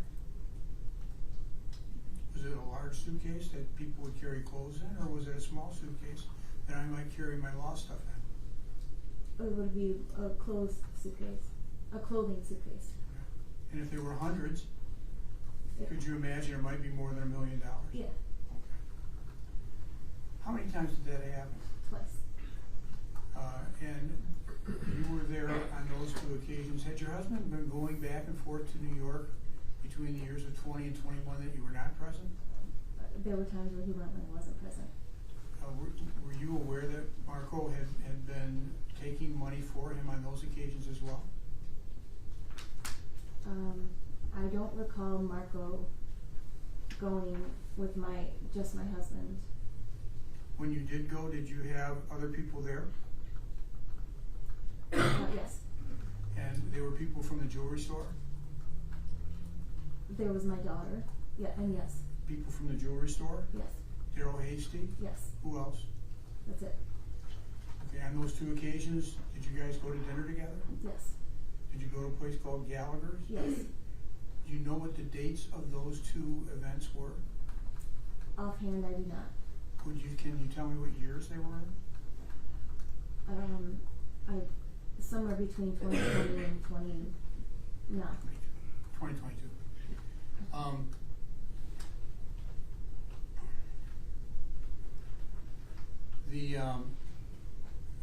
The procedure that was employed is that you would either fly or drive yourself, Yes. and that Marco was to bring the cash, Correct. and he was trusted to bring the cash, Yes. and he did bring the cash and deliver it. Yes. Okay, and this was in the Diamond District, or is there a Diamond District that you guys deal in, or is it a jeweler district independent of that, where the gold is exchanged? This Diamond District. Do you know who the people are that were being paid the money that Marco was driving over there? Some of them I do. Please name them. At this, I'd have to go back to the records. Off the Offhand, I top of your don't. head, you don't remember any names? I don't know any names. Did you involve yourself in those transactions? Did you see the money being delivered? No. And that money was being delivered in exchange for either jewelry, diamonds, or gold?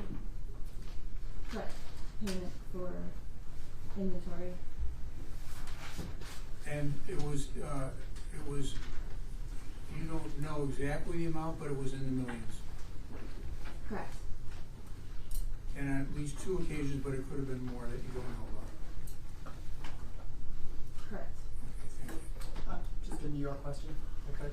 When you paid for the diamonds or the gold with cash, right? You said it was obviously over $10,000 in cash, right? You're talking about $1 million or more, correct?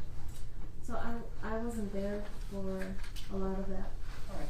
Do you know, to your knowledge, do you know if there was any kind of 8300, any kind of forms filled out by the seller of those items? So, like I said, I wasn't there for a lot of that. I would go more for the fun parts of New York and the shopping and the shows and the dinners. Yep. And to spend time with us. So you don't know, so the answer is that you don't know if there were Correct. those forms filled out. Okay, thank you.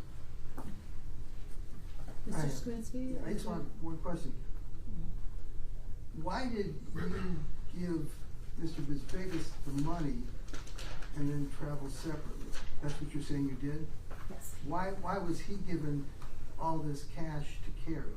because he presented to us that if we were pulled over with the money, you know, going across state lines, that, it could get confiscated, and it likely would, and because he's an attorney, he would have privilege as to where the money came from. He would have privilege as to where the money came from. Correct. Alright, so if you were taking the money and you were stopped, it could be confiscated because it's basically illegal money, right?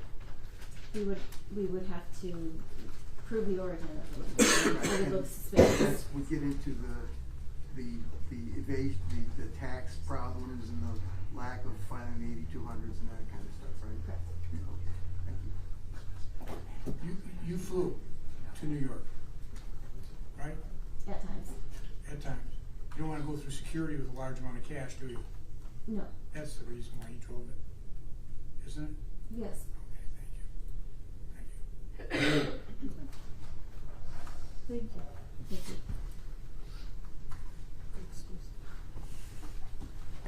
May this witness be excused from the Yes. courthouse? I just excused you. Thank you. All right. Our next two witnesses are the FBI people. Thank you. And Are they an hour each? Are they? you have to fire away.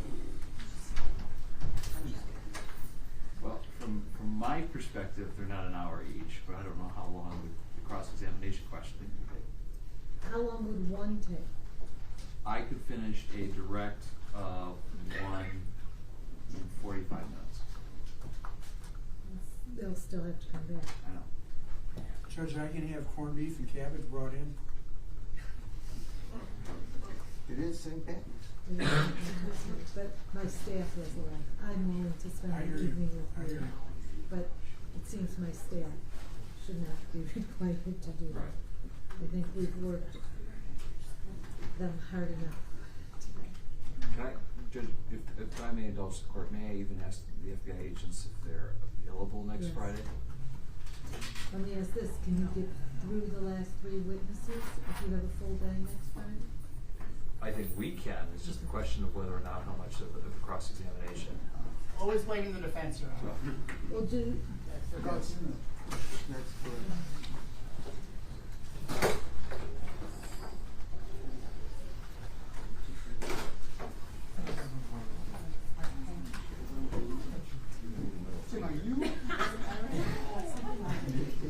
Yes, no, but I think you're right. I think that 23 of you would say there's a lot of. I know we're agreeing.